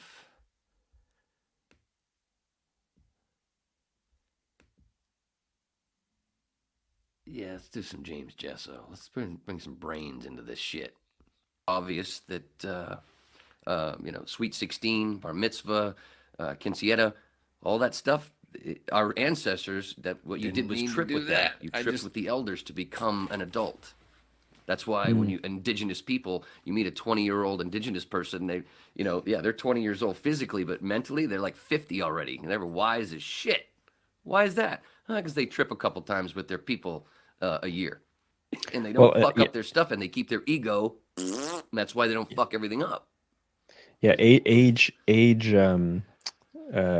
do they call it? Rites of initiation at different times of aging is obviously something that was integrated in most traditional cultures, if not all of them, prior to. I guess we have a kind of tradition. Even the Western material consumer culture is a kind of tradition, but the sort of older traditions, ours is lacking. But ours comes from those traditions comes from the bankers. Well, our society actually thrives on what's called neoteny. Neoteny is, you would be familiar with neoteny, because chances are the majority of maybe your dogs, depending on what you're into, but for a lot of people, you would be familiar with neoteny because dogs are cultivated in order to have them maintain childlike traits in adulthood, which is that you want a dog to be cuddly and fluffy and cute and all the rest of this, right? That's not the trait of a fully developed wild dog, which is the wolf. Like, all domestic species of dogs are one species, Canis lupus familiaris, which is a offset of the Canis lupus, the gray wolf. So all of these dogs are the same species, and they've been selectively bred for their various traits and attributes. And one of the things that dogs tend to be bred for is, of course, behavior. And oftentimes we want dogs that don't act like wolves, they act like puppies, right? So neoteny is the process by which animals, we'll say, are reared or cultivated to maintain adolescent or childlike behaviors into adulthood. That is what we do. How many 45-year-old children have you met? Probably a lot, right? And that's How a about this that's a consequence of- 52-year-old child. Well, there's a difference between childlike and goofball. childish, if you imagine. Like, there's a difference between being able to drop in the childhood wonder of a thing and acting like an entitled 6-year-old, right? Yeah. So this is what I mean by that. And I genuinely believe that it is advantageous to the way things are to keep people emotionally adolescent or childish, because you're easier to be manipulated if that's the case. And that's not to say that there's some big grand conspiracy to manipulate people, blah, blah, blah. I'm not saying that isn't the case. But what I am saying is that from a consumer capitalist culture, people who are easily triggered or manipulated to buy or follow trends are going to serve that culture more effectively as the sort of agents of consumption. And so I do think that there's a strong component there. I think there's a lot of ignorance in that too. Not like there's probably some malevolence in there, but I think a lot of it is ignorance as a consequence of multiple sets of generations of people who have been completely detached from the absolute necessities of human flourishing being provided to them in childhood and in culture. Damn, son. Drop that. Bam! I wish I had my Lisa laugh. Whoa!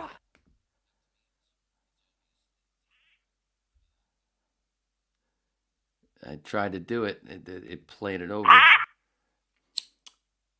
I need a 360. This is bullshit. This bullshit. Motherfucker. I could afford a 360 if I had a whole bunch more whips. Did I tell you about the Patreon page? $1 a month, $2 a month. Wow, that's some cheap motherfucking shit. Cheaper than Disney. That sucks. Sucks. I got more talent in my fungus-filled left toe on my pinky thing. Ring, ding, ling, sing that, bitch. But no, I did want to. Why does it do that? Why does it fucking do that? Why does it when I bring that back up? Oh man, I'm just making this a mess. Because I'm so concerned about making it, even though I hate clocks, I have this thing where I want to hit a fucking clock, where I think that it's time to get the fuck out of here, but then I realize I haven't hit all my notes, and I don't want more notes to compile, so I'm going to finally get to this motherfucking story. I thought that hopefully that was as funny as it seemed in my head. Oh, so before I get to the cosmetology thing, which I want to make this 2 hours, but if I go long, whatever. But I got to tell this story. Speaking of Whisky Woman rehearsals, not getting matches on Bumble, not getting matches on Facebook dating. And everybody's like, go out, go out, go out. I don't want to go out. If I go out, I run into trouble for no reason. Or it's just like I go home and go, what the fuck was that? It was a piss away of $50, $40, whatever the hell it was. But after I was like, after our last rehearsal, all right, sure. I'm going to go to this place where the Buffalo Shrimp. And I haven't been there in months. And yeah, go have the Buffalo Shrimp. Nice afternoon. I don't have to work the next day. And now I definitely don't have to work the next day. But at the time, had the next day off. I have a few teas and Buffalo Shrimp. And I go in, bar is full except for this one corner. There's a spot. I say to the hostess, I want to go to the bar. Is that place open? Oh, we don't know. Ask them. Okay, so I asked them, is it open? Yeah, sure. Sit there. Dude to my right, back to me. But there's a dude that he's talking to that's standing in between him and the lady who's sitting in front of him. But I can't really, he's so big and there's a whole bunch of stuff. Really can't even tell, and I'm not even paying attention. But there's an older couple on the corner and I'm talking to them. I'll order my stuff, talking to them, making them laugh. And right after I said something that made the lady of the couple laugh, I don't know, I think I was just sitting back just to make myself comfortable. I sit back and I realized the guy standing, talking to the dude that's to my right, is somebody that I've known since I was 10 years old.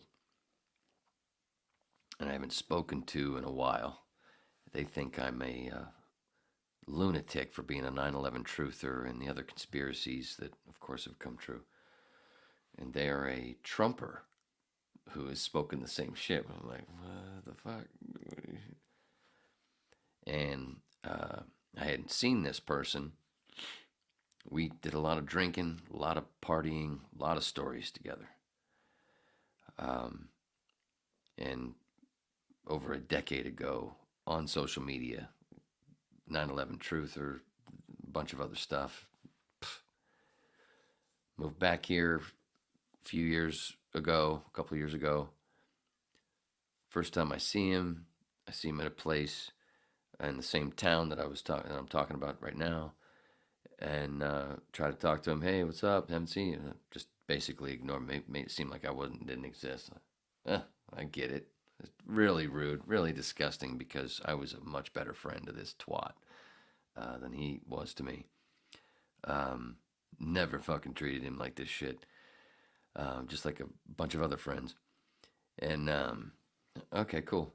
See him in the grocery store a couple times. I see him. He's ignoring me. I'm ignoring him. I'm good with it. I'm fine with it. That's why when I notice that's him there, I realize, oh shit, whatever. We didn't make eye contact, but hopefully we don't. I'm not. I'm already in my food and my drink.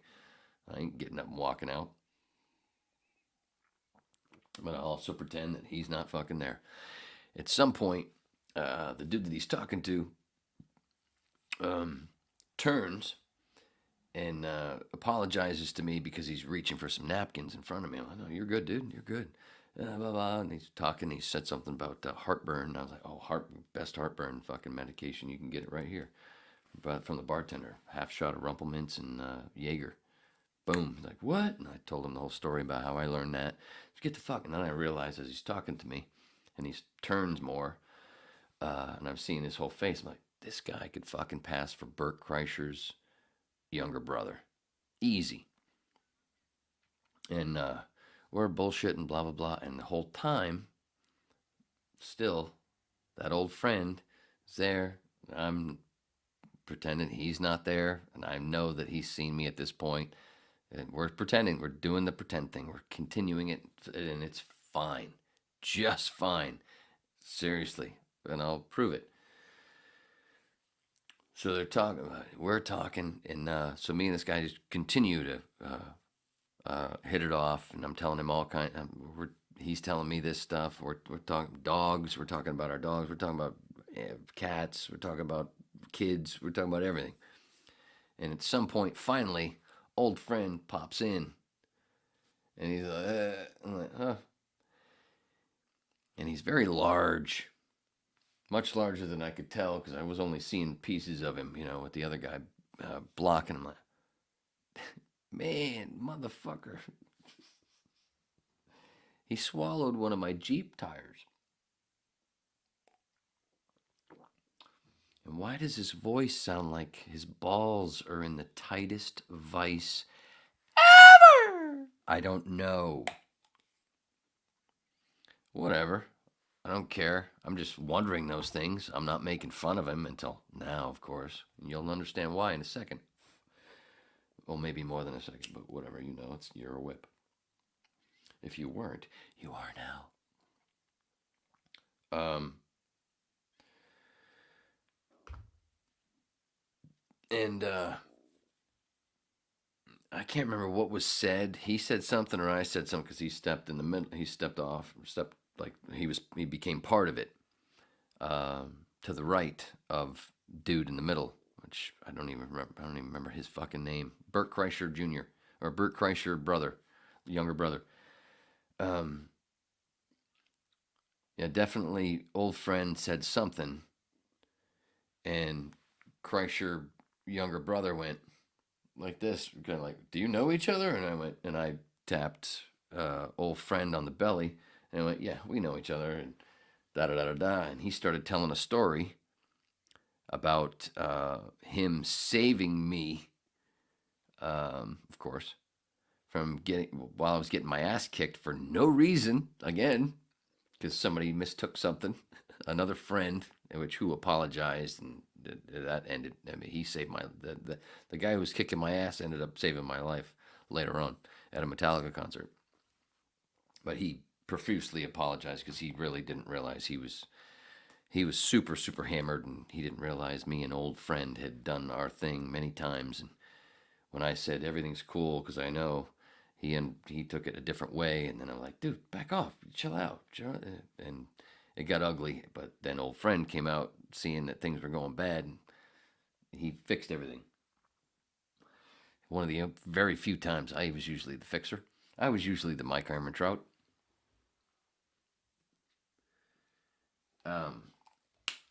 Anyway, so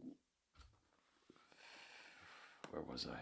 Oh, so he stepped in, basically, and we kind of let this, and Kreischer's younger brother was like, get the fuck out, you fucking know each other, get the fuck out. And he actually kind of reacted like Bert Kreischer. What the fuck? His voice went up and just, more drinks. And So we told a couple other stories, and somebody came in, and then Bert Kreischer's younger brother went over to talk to them, and then come to find out the lady that was right there that they were talking to was his girlfriend for many years. Really pretty girl. And so we start talking, old friend and pretty girl. And old friend mentions another old friend back in town. And I went, yeah, I've heard that. And the last time I spoke to him, his dad had cancer, and I was back in LA, and I called, sent a bunch of emails, texts, all kinds of calls all over Maine, trying to get THC oil to the guy to start pumping into him, because he apparently had cancer, and that's what I do. If I hear you got cancer, please, if you think it's ridiculous, well, go look at the results, and it doesn't poison your body. Way better than chemotherapy. Kills people. Anyway, we all know that. Just like all the supposed AIDS patients, they didn't die of AIDS. They didn't die from HIV. They died from those treatments. And some certain guy was involved that's also involved with this newest thing where people died from the treatments. Whatever. So I said, yeah, that's the last time I spoke to him, because I did that. And then, that's a different story where it split off there. But I was trying to get his dad, somebody to get him some really good THC oil, and that's the last thing. Well, then pretty lady started talking about her mom had just died from cancer, like, I don't know, 6 months before, 6 months before, and sorry, blah, blah, blah. And she started talking about her mom, and then all of a sudden, old friend, very drunk, because he's been there for hours. He was apparently there earlier in the day for lunch with his mom, who loved me, by the way.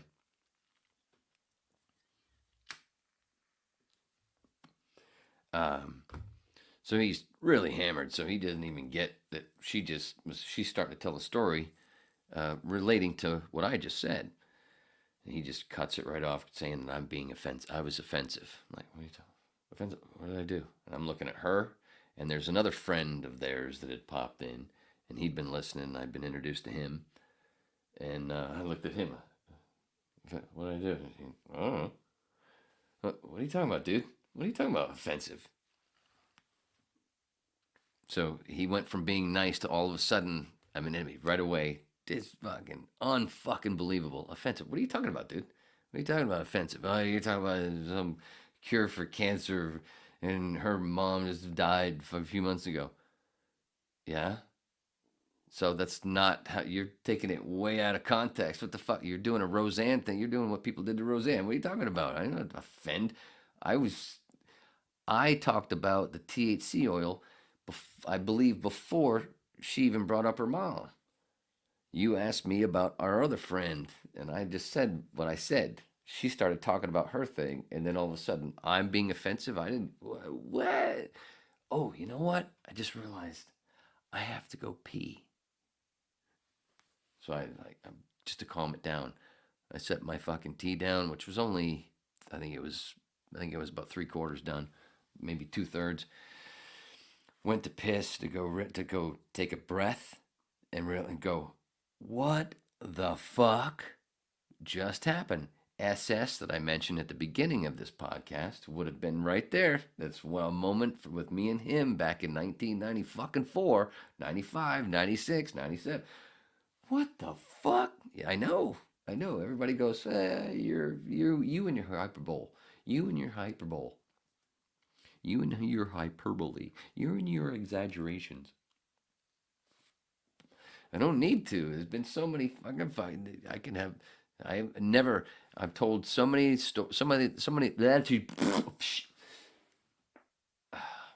I've told so many stories, and not one fucking person that I've told a story that's heard it, that was part of it, came back and has said, no, dude, you fucked that up. Not one person, well, without me, unless it was me. I've been watched back going, oh shit, maybe I fucked that up, or other things that I fucked up, whether it's my story or some other thing that I was talking about. I fix my own shit. Nobody's ever come. Even my senior prom date, I did a fucking half hour on her. Boy, that sounded wrong. I don't remember which fucking podcast. That was back when it was audio only. That was way back. A couple of years. Yeah, way back in early. Yeah. I sent it to her going, hey, listen to this for me. Did I get any of this wrong? Nope. You got it all right. And you're dumb for not making a move. Oh, shit.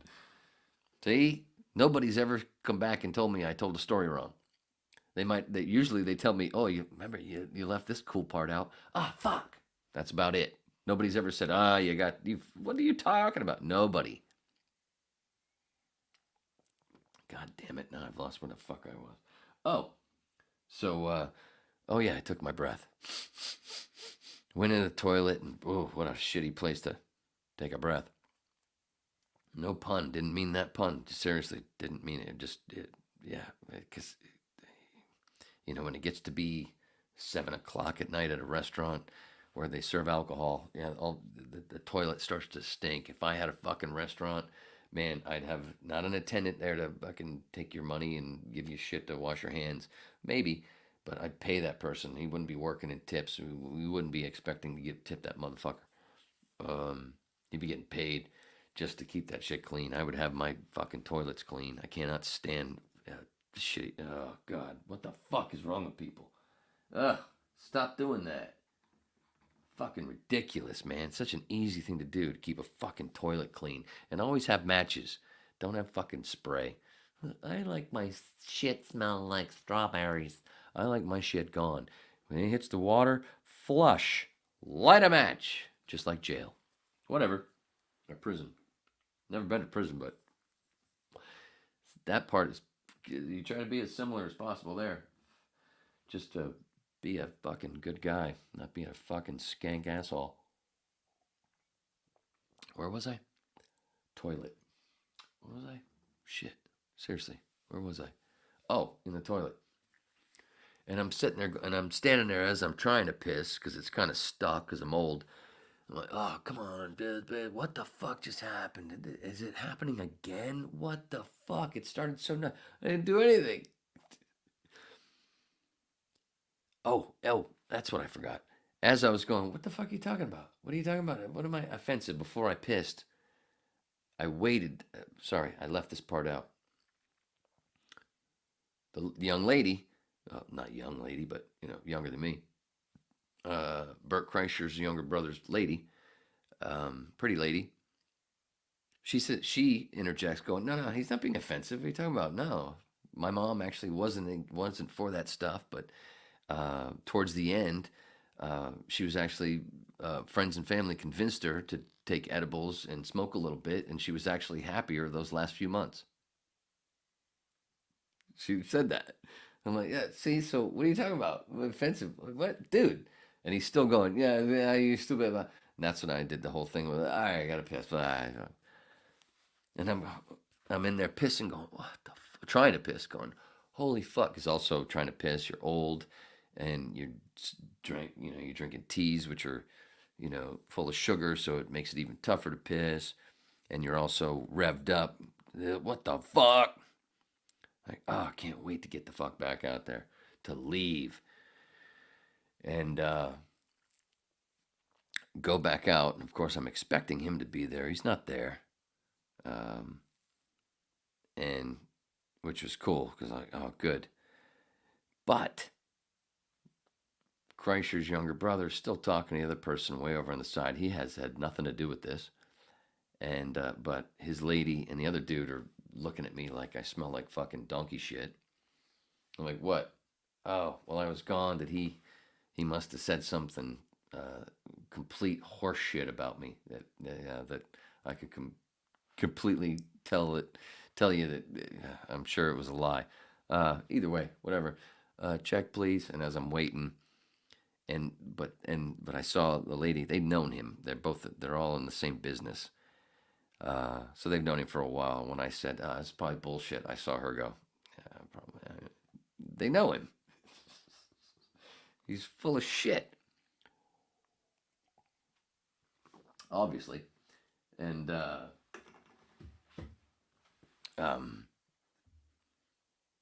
so then, I fucking waited and waited to get my check. Finally get it. Oh, phew. But as I was waiting for the check,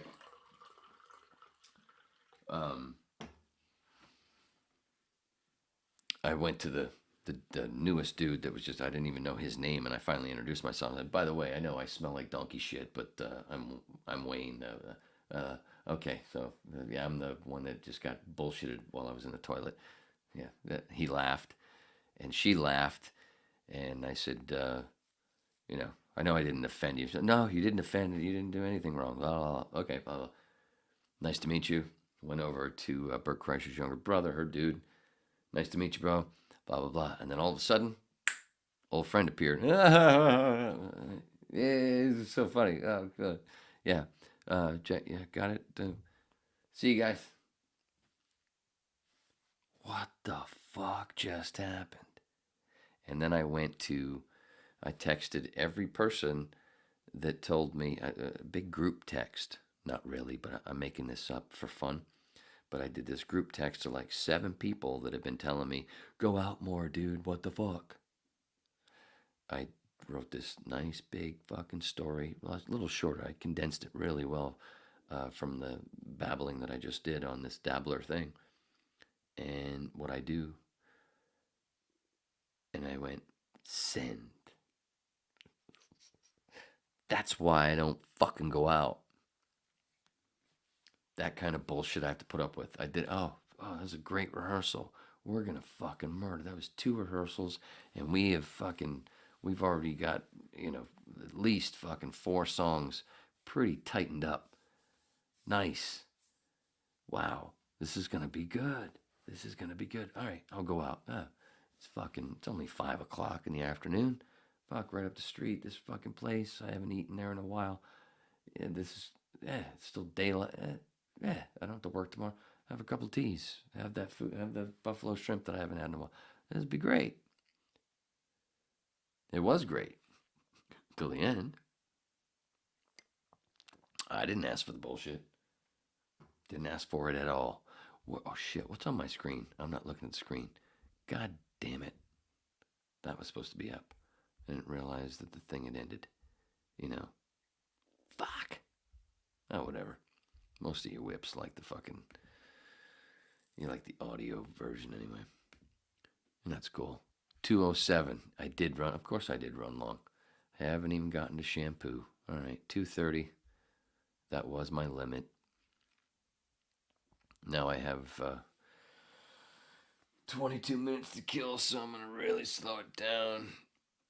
And because I have to get over realizing that the last 5 minutes or so, the screen had the wrong thing or nothing, but at least it didn't open it up, like a Fiona Flaps and make the screen look wrong. At least it still had the one inside thing. I'm just hiding my lips with my mug, with my turquoise mug, my indigenous mug. How funny how I'm using my indigenous mug to hide my mug. God damn, do I synchronize, don't I?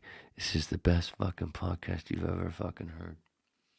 But you could say that about every whip. I'm only part joking.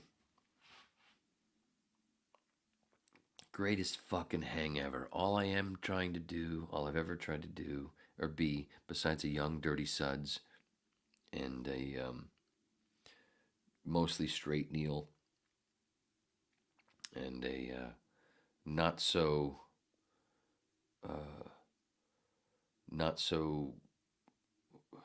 what's the thing for Phil Hendry? Not so many personalities. He's got 12. I've got 3. Not to have so many personalities. Just going through all my mentors / heroes / whatever. Hicks, obviously I mostly like Hicks. Stanhope, certainly not as crazy as Stanhope.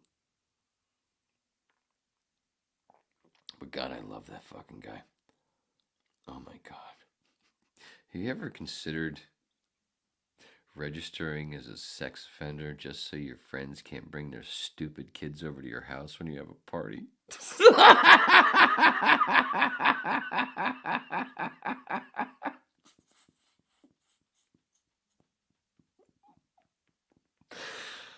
It's one of the greatest lines ever. Or that's from Before Turning the Gun on Himself. 2012? 13? I think it was 12. Another great one from that is one of my other favorites. If you're offended by any word in any language, it's probably because your parents were unfit to raise a child.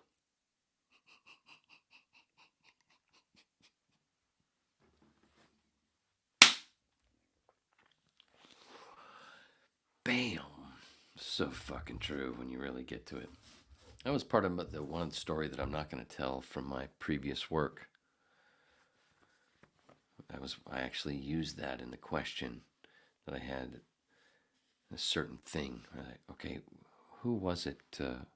Who was it that said this ridiculous fucking thing?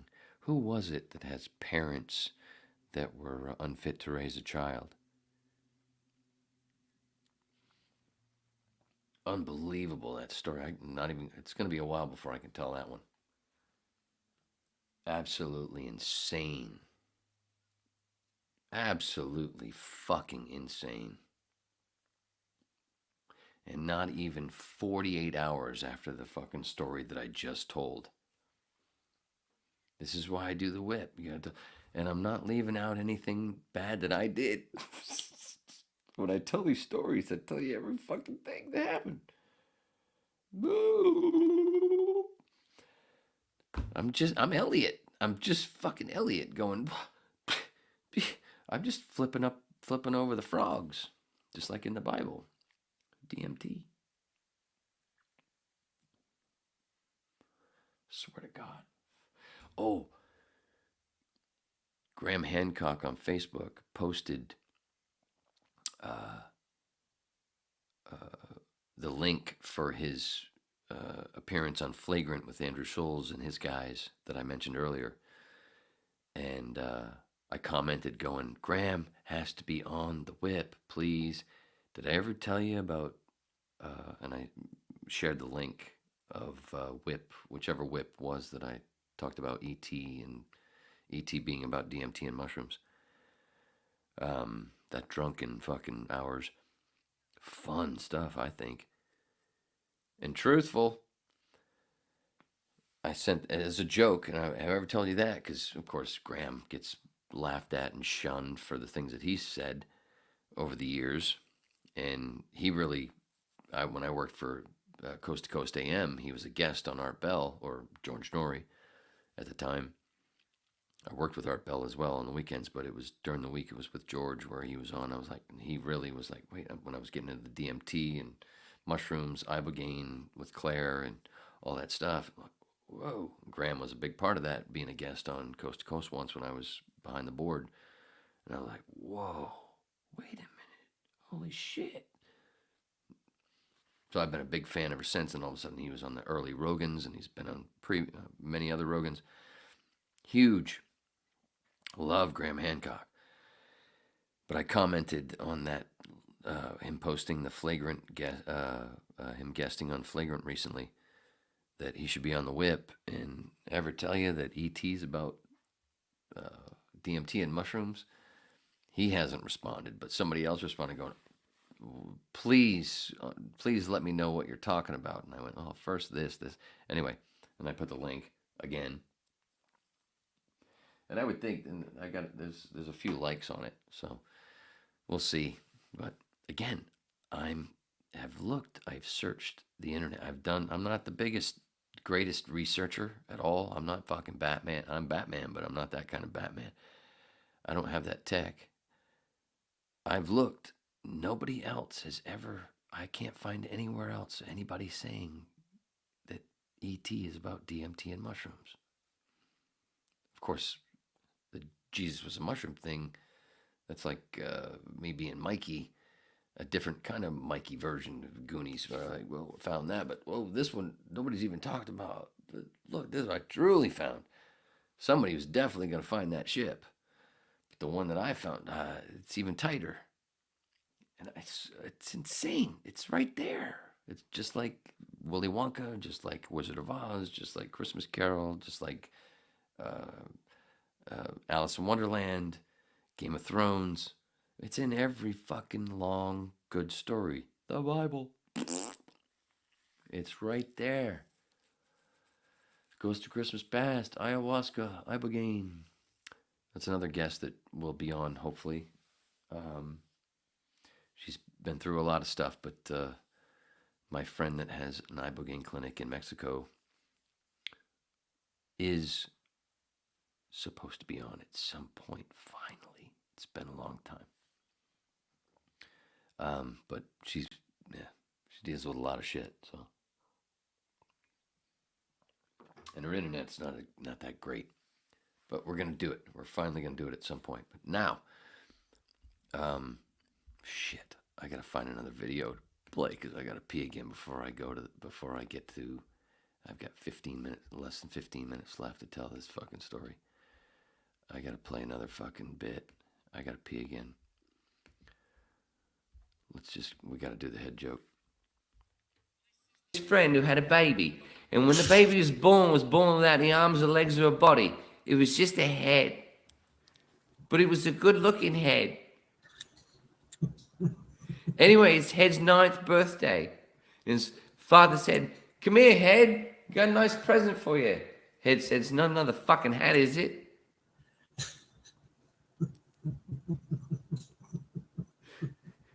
Now Head's 14. And he's in a swimming tournament. That's wrong, dude. Which is funny in itself. So you started doing this whole bit? Anyway, they say, "On your block, get set, go." And he dived in and went straight to the bottom.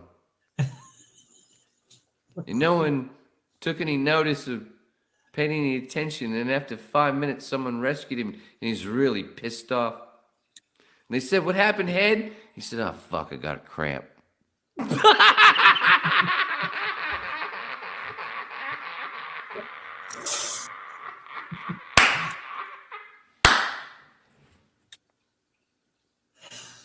His name is just Head. What did they do? They just bawling? Oh, I love that fucking so much. I haven't told that joke in so long. Oh, fuck, I got a cramp. He's just a head. He can't swim. Oh, fuck, I got a cramp. Anyway, now Head's 21. And he bowls in the antler. Oh, God. I hope you get the bowls part. Bowls up to the bar. The antler's a bar. Bowls up. Can't believe I'm telling this joke. Hurry up, he bowls up to the bar. He says to the bartender, he says, "Give me a beer." The bartender gives him a beer. He said, "Now get the straw out of my collar. Fuck this up. Now put it in the beer. Now put it in me mouth."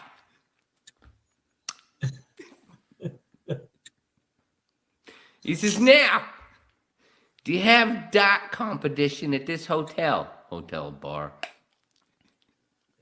Bartender says, "Yes." "Now get a dart and put it in my mouth. Feathers first." The fuck? Now, wait. Now throw the fucking board at me. What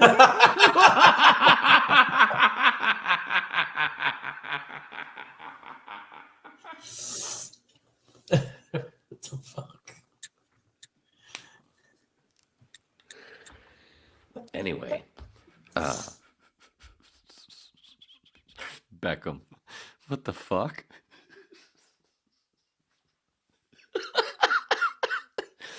What the fuck? That was me telling Beckham way back. The Rodney Rude joke. God damn, I love that. Put it in me mouth. Anyway, all right, let's get to cosmetology school. We got 10 minutes. That's enough. Right? I did this story without telling his name. The man with no name story. Hopefully when I go back. Jesus Christ, I hope I didn't say his name. I don't want to have to edit anything. Anyway, cosmetology school. Why would Wayness go to cosmetology school? Because he's gay. No. Because when I was married, when we first moved to Los Angeles, to save money, instead of her going to a hairstylist, we started doing this thing. Well, she was trying to do her thing with putting the, doing all, it's tough to do it yourself and put the highlights in your hair and stuff and color your hair and do all that stuff. So I'll do it. You usually do it on a Saturday. We're just at the house. You're in there doing it. I'll do it for you. And of course, why wouldn't I do it? You're sitting there doing it and you only have a towel around your neck and without a blouse or a shirt. Why would I not want to stand there and help you put things in your hair? And, I need some kind of creative outlet. And anyway, we'd do it. We did that a couple of times, and the best part was it turned into a nice afternoon delight, or sometimes evening, depending on when we did it. But usually it happened in the afternoon on a weekend, every few months. And it was sweet memories.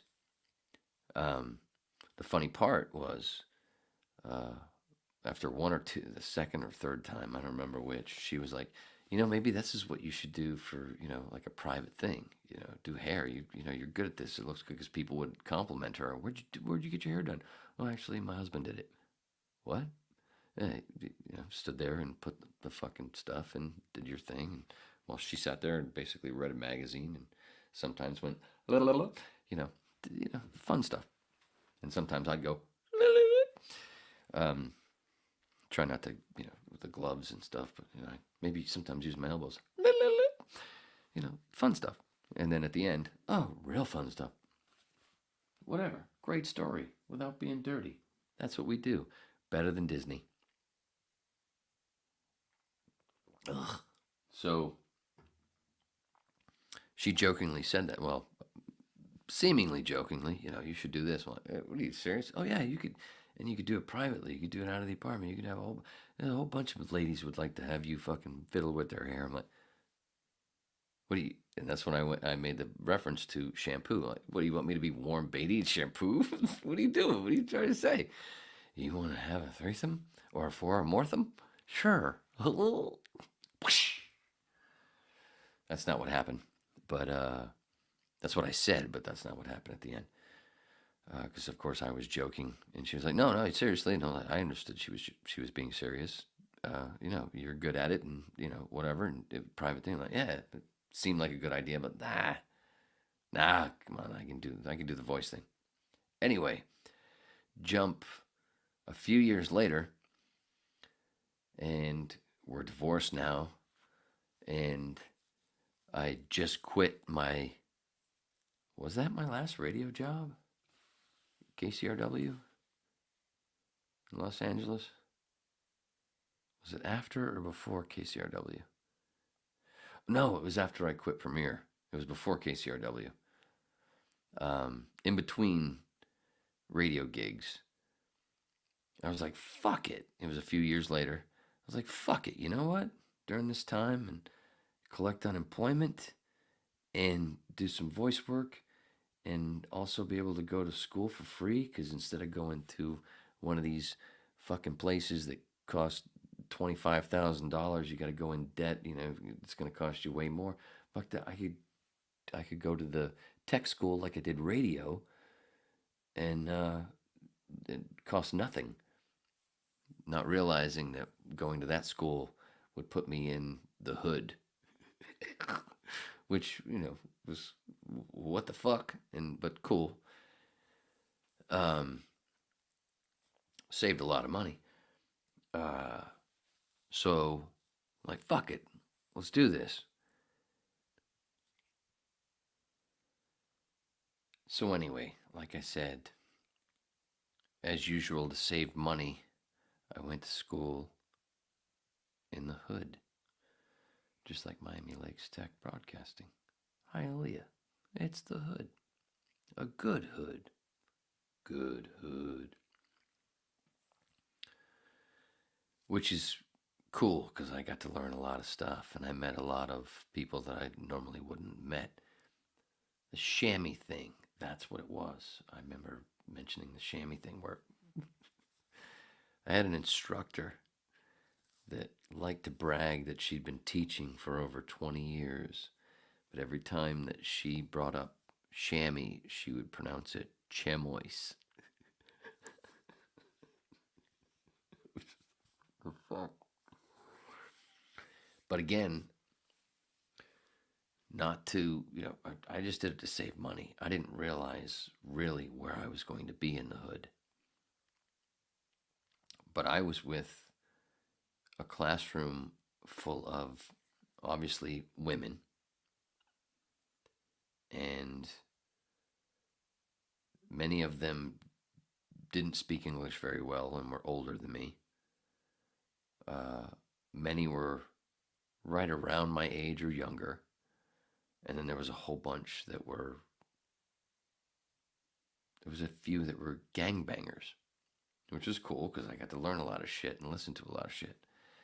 And one of them I became pretty close with, named True. And she was this 6'2" mulatto lesbian. Mulatto, I don't care if mulatto is a bad word. I don't mean it as a bad word. She was a mix. Lesbian that was funny as fuck and had just gotten out of prison for, was it grand theft? Was it grand theft with a few other people or something? But I mean, and it was just, you would never would have guessed it talking to her. And but she was so funny, and she got my fucking humor. And there's a bunch of them got my humor after a while, because I'm like, they were constantly looking at, what are you doing here? And I would be thinking that the whole time too, but it's because we get to wear black. We had to wear these black, what do you call it? Like you wear in the hospital. The fuck? What am I trying to say? You know what I'm trying to say. You're saying, you're spitting it out right now as I'm trying to say it. I mean, the ones that I was wearing when my daughter was born, hanging on my wall in my bedroom. I almost said it. Anyway, but black is what you wore in this cosmetology school, so everybody's wearing the same shit. We're wearing black. I'll wear this. It's what we do. That's why I didn't realize, but synchronicities, the fucking Jedi thing, that was not, those didn't go together until just now. I swear to God, I swear to the mushy. I just realize these things as I go. I just write notes down, obviously. So we got to wear that, and then we had to, and the bad part of that class being cheap was it was going to take a lot longer than those classes that take 9 months and cost 30 grand, 25, 30 grand, and eventually longer if you do that credit bullshit. So it was really spread out, and I realized, wait, the first semester is basically all going to be about stuff that you don't do in those more expensive places that take less time, that concentrates just on hair. The unfortunate thing about this place was you had to go through the nail shit, and I was like, wait, I got experience in this because I used to date a nail tech. I used to sit there and watch her do my nails, my toes, and my fingernails. I'm going to ace this shit, and I did. But unfortunately, to practice, I had to do that on some ladies' nails that weren't nails like any lady that I've been with. Gang nails. That's what we'll call them. No offense, they're just different. A lot shorter. Hard to deal with. No offense. And that's what I had to practice on. Like, all right. But I also, at home, would show my daughter, oh, look, that just like I learned way back in the day, same kind of thing. I watched it from the other angle, and showed my daughter how to do it. And she ended up with most of the gear that I gave her most of the gear that I accrued in that class, being in that class. It's fucking silly. But then it was just, of course, weird being there, and then the travel and the area, going to lunch, and the Burger King right there, and the stuff, and it was different, but it was cool, but it was also and scary and weird and all these different things, because it was a super mix, and in the daylight, and it was just different, because I spent most of my time, in Studio City, not around that stuff, and loud, and taking the train, and it was different, but it was super cool, because I sat and observed a lot of stuff and just watched, going, wow, and understand, but realizing where this was coming from, which was a lot of neglect, and the blame putting on people who are neglected, and it's like blaming people who are mentally challenged. Well, it's your own fucking fault. That's what it's like when you have this. That's the best analogy when it comes to certain parts of the country, certain parts of every city. It's neglect. So the neglect becomes neglect, which shouldn't get neglect, because we're the richest fucking country in the world, and there's no reason that any part should get any neglect, but it's greed and power and blah blah blah and all this bullshit that shouldn't even exist anymore. It's neglect, and then the people who are neglected get the blame for being neglected, for being stupid from being neglected, or choosing wrong things from being neglected, because from the neglect, not understanding basic things where they should, and not having all the things that they should have with our tech of this day, 2023. It's a fucking joke. And I don't punch down, so I've never liked to punch down. You don't fucking punch. You don't fucking make fun of poor people. They wouldn't exist if it wasn't for the cunty fucking rich. So you punch at the rich. I don't give a fuck who you are. Michael Jordan, Jeff Bezos. Fuck you. You don't deserve all that money. I don't give a fuck. Oh, Michael Jordan's the greatest fucking basketball player ever. I don't give a fuck. He's a basketball player. He's the greatest. So what? That doesn't mean he deserves that many billions of dollars. Are you fucking kidding me? What a hoarder. He's a cunt hoarder. Yeah, you heard it here first. Cunt hoarder. All of them are. You don't need that fucking much money, you fucking cunts. It's ridiculous. It's retarded. It's absolutely retarded. Oh, you can't use that word. Yeah, I can. The word means it's a not fully formed thought, or it's not fully formed. Whatever it is retarded. It's not fully formed. It's retarded. Doesn't mean it's a fucking person that lives in a mental institution. It means anything that's not fully formed. And all our thoughts about rich people are retarded. They're not fully formed. This is good. No, it's not. It's fucking stupid, especially in this age. It's ridiculous. I wonder why there's so many mental problems. Yes. Oh, this person gets $36 billion a year? $36 million a year for playing basketball. Wow. Which one is he? Who does he play for? Oh, he bounces from team to team, whatever. Oh, who gives a fuck? It's ridiculous. I don't want that much fucking money. Ugh. It's fucking gross. It's poison. It shouldn't even exist anymore. Anyway, I'm not looking forward to that edit that I had to make. It's going to be a pain in the dick. But it's okay because it didn't have to go up right away.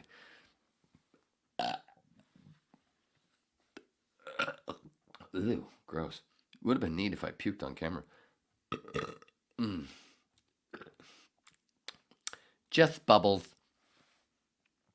So anyway, I at least would spend the day. For many months, I spent the day in the hood. I was like, wow, some cool shit, some great shit, but a lot of stuff like what you didn't see in Studio City or places where I normally lived. But again, not judging, just wow. But already in that, this is what, 13 years ago? Already in that realm of fuck this whole system. That's the thing. It's not their fault. It's the fucking system. Yeah, that pain in the ass. Oh, geez. Yeah, shut up. It wouldn't happen if it's the fucking system. It's the fucking system. Garbage in, garbage out. George Carlin, Yoda. Some of us are luckier than others. That's it. It's all luck.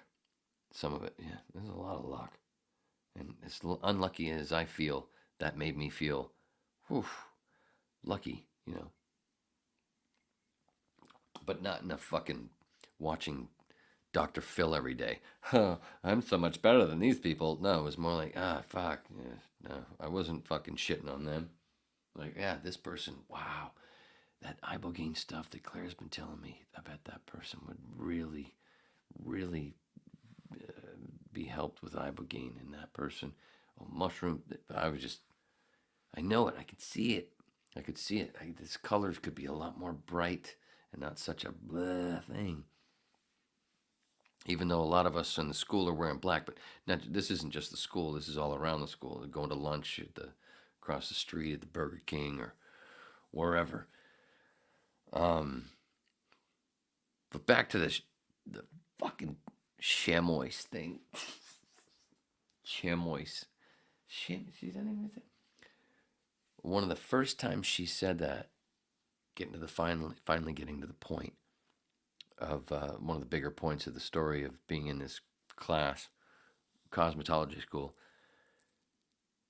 She says chamois, and the young girl who's in there with her sister is to the right of me at her desk.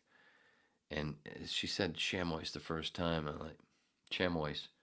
I kind of turned my head like this, and at the same time, she kind of turned her head, and we like, huh? And she was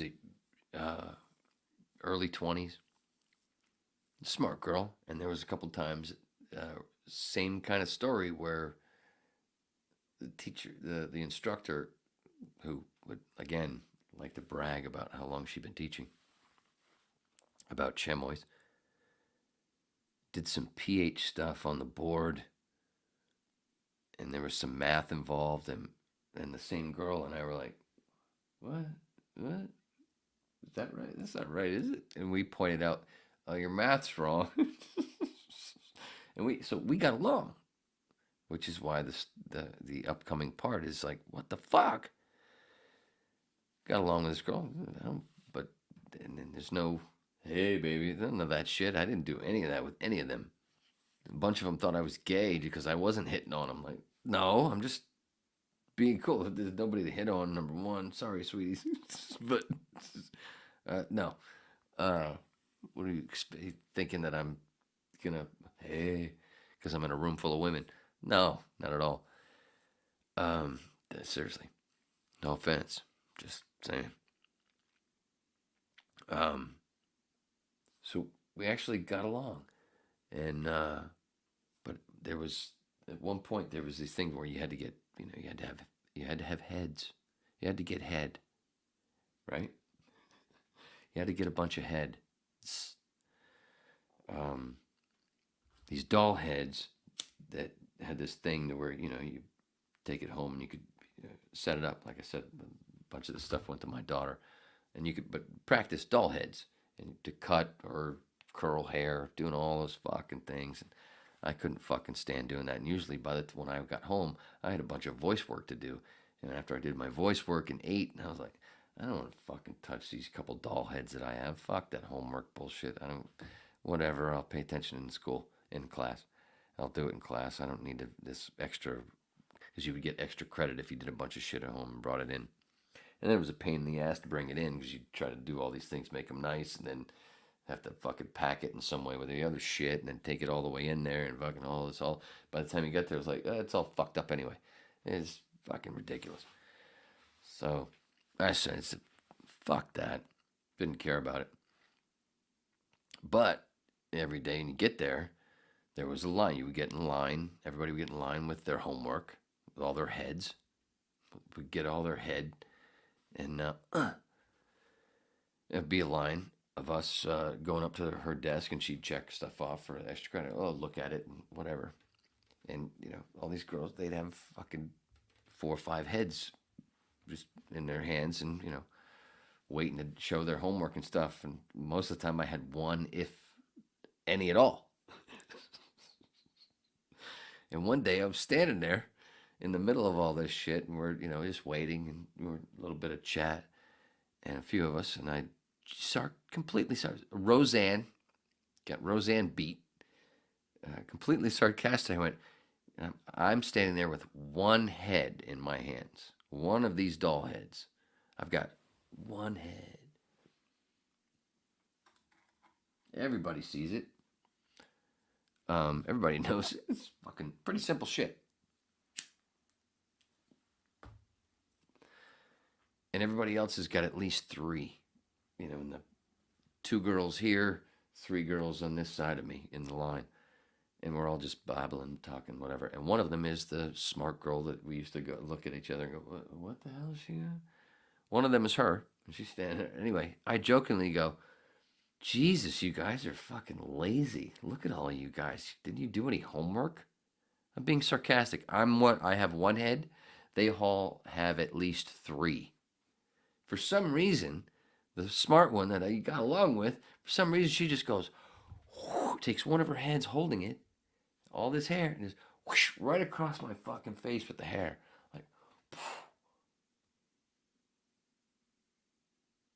what the fuck did you just do? And all the other girls are going, what the fuck? I go, what the fuck was that for? What the fuck? If I was a woman right now, you'd be dead, you fucking cunt. Said something like that. All I did, and I walked away. Like, what the fuck just happened? I said, if I was a woman, you'd be dead right now. Walked away. And I got suspended from cosmetology school for being violent. That's a true story, and I have the paperwork to back it up. I was being violent for calling her a cunt and saying that if I was a woman, she'd be dead. And walking away.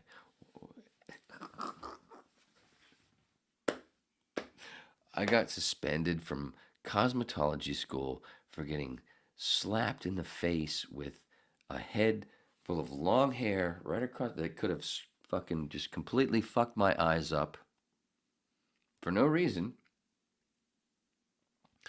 But I got suspended for being violent when I just went, you fucking cunt. If I was a woman, you'd be dead. And walking away. I was the violent one. That's the most ridiculous NFL play you've ever heard or seen. In the NFL, when you watch, or NBA, or any kind of big sporting event, especially team, bigger team events, where a dirty play happens and the refs miss it, or the umps miss it, or the officials miss it, whichever one, and whichever association or you're talking about. But the retaliator fucking blah, and they get in trouble. And I didn't even do the blah. I walked away.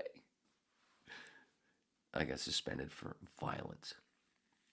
For calling a woman a cunt who almost ruined my vision for no reason. A joke that wasn't even about her. It was about me. I was the punchline. You fucking tard. Half thought. That's why she did what she did. Not a fully formed thought.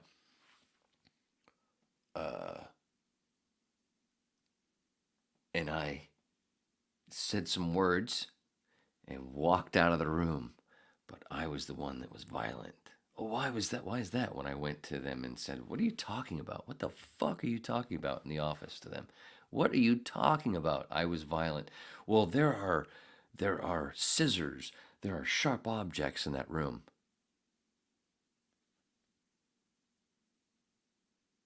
What the fuck does that mean?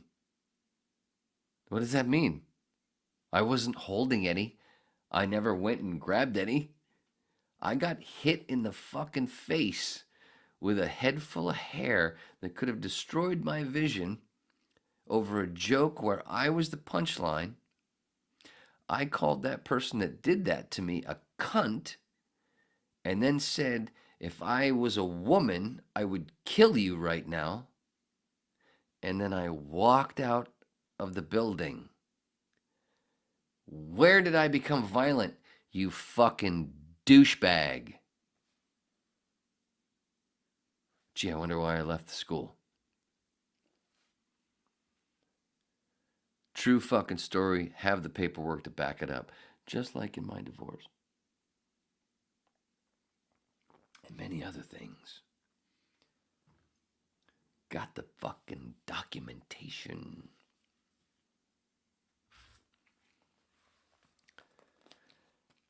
The Roseanne thing, that had to have been why I wanted to tell that fucking story. Oh my God, to sit there and have these pieces of shit on Twitter, these literal shills of the government, to create bullshit, distracting stories that mean absolutely nothing, and to continue to call Roseanne Barr a racist, a Jewish woman who's made, Jewish jokes. She's made, of course, she's a Jew. She can make fucking Jewish jokes all day long, just like blacks can make black jokes all day long, just like crackers can make cracker jokes all day long. Fuck you. But her joke actually wasn't about what they tried to make it out to be. And they fucking cut the true stuff. And they like she said in her retort, like, fuck you. You took out the fucking, it's like you took out the setup of the joke. It's like you took the Henny Youngman thing and went, oh, take my wife, please. Oh, he's trafficking his wife. She's right. It's pathetic. It's disgusting. Fuck you. This whole fucking world. Fuck everybody that's putting up with it. You're being stupid and you're wasting a lot of time. I know tomorrow is going to be just fine for you, but it's just going to get worse. It's just creeping in. It's a fucking joke. Violent? I was violent? Whoa, there are sharp objects in the room. Did I use any of them? Did I touch any? No. Then what the fuck? Did I hurt anybody? Did I swing? Did I hit anybody? I was the one that was hit. I was the one whose vision was almost completely damaged. Are you fucking serious? For making a joke about myself? I was the butt of the joke. Because some cunt, for some reason, lost her sight of sarcasm, the smart one of all those women that were in that class, because that cunt lost that sense for a second and was violent with me. And I went, woo, that's bullshit. If I had a vagina, I'd kill you now, but I'm going to leave. I was the one that was violent. Thank you for showing me what insane is, you fucktards. I grew up next to a fucking insane asylum. I already know what it is. You're making it worse.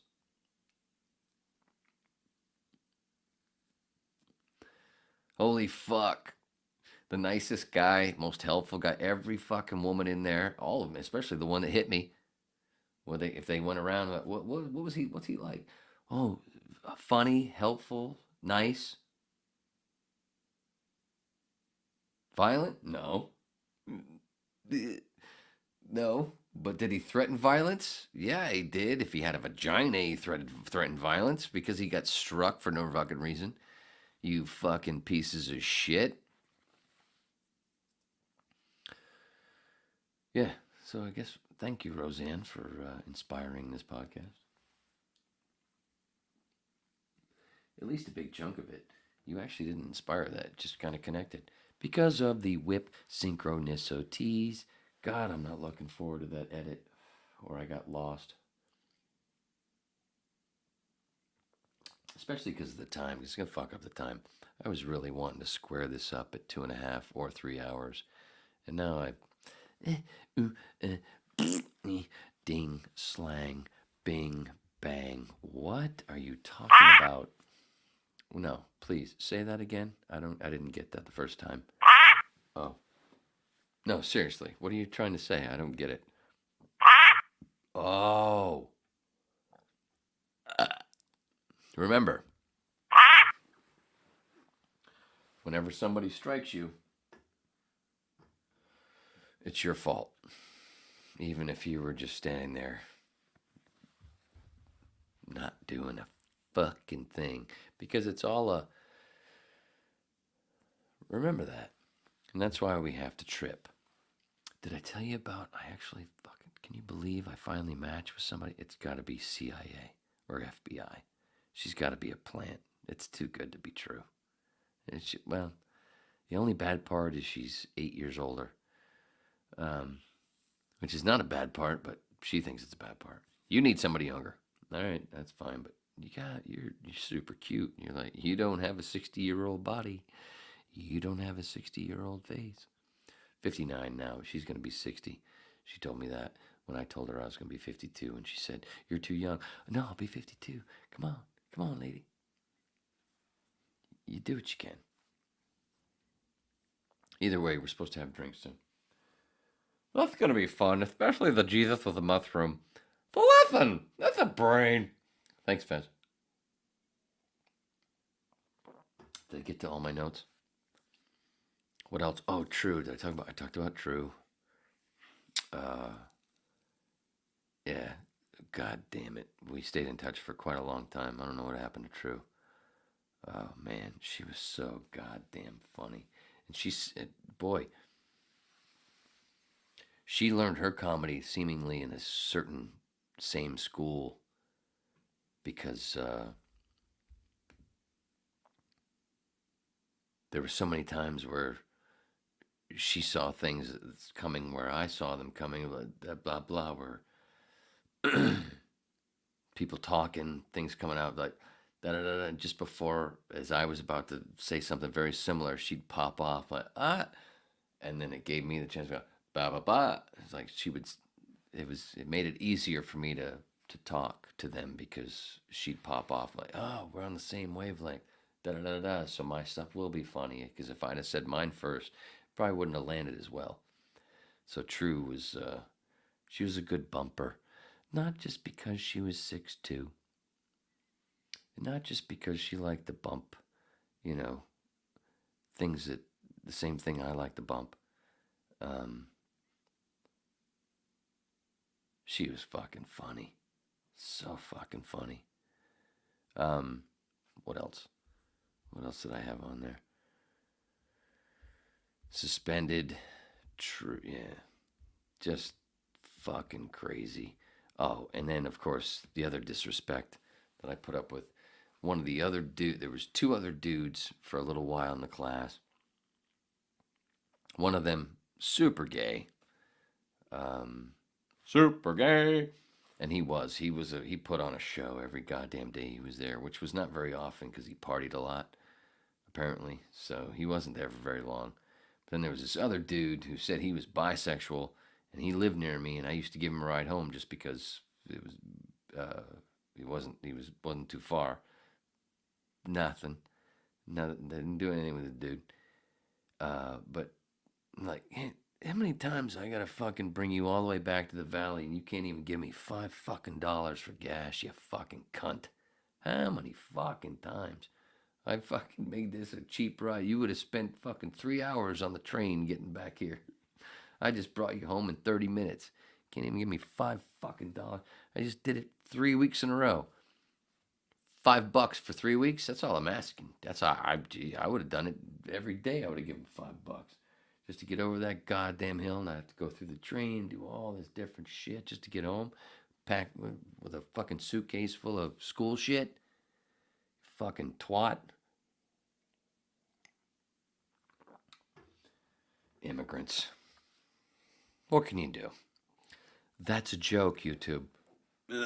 Hey, did I play this? Oh shit, did I take it off there? God damn it. I was gonna play it.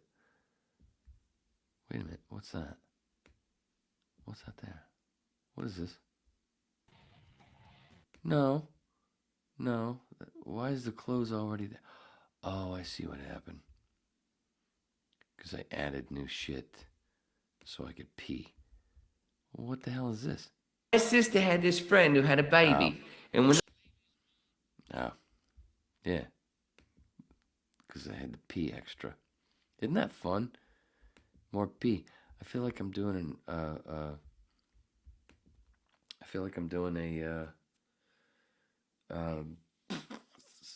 shit. Ari Shafir's podcast. Skeptic Tank. Because he pees in his breaks and does all kinds of... Part of this, I should have put Ari Shafir in that. He is... I didn't realize what an inspiration he is. I don't know if he's an inspiration. He is. But I didn't realize the connections that we had in our podcast. And he just ended Skeptic Tank. He's not doing it anymore. And I think I talked about it. He fucking... His last one. Bennington. I worked with Bennington. And then Ari. It's like... it's big. I was there first. That's why I do that's what the Forrest Gump part means of the opening of this thing. I am like a Forrest Gump. Anyway. I hate that this is empty. And I hate that it's not black. Doing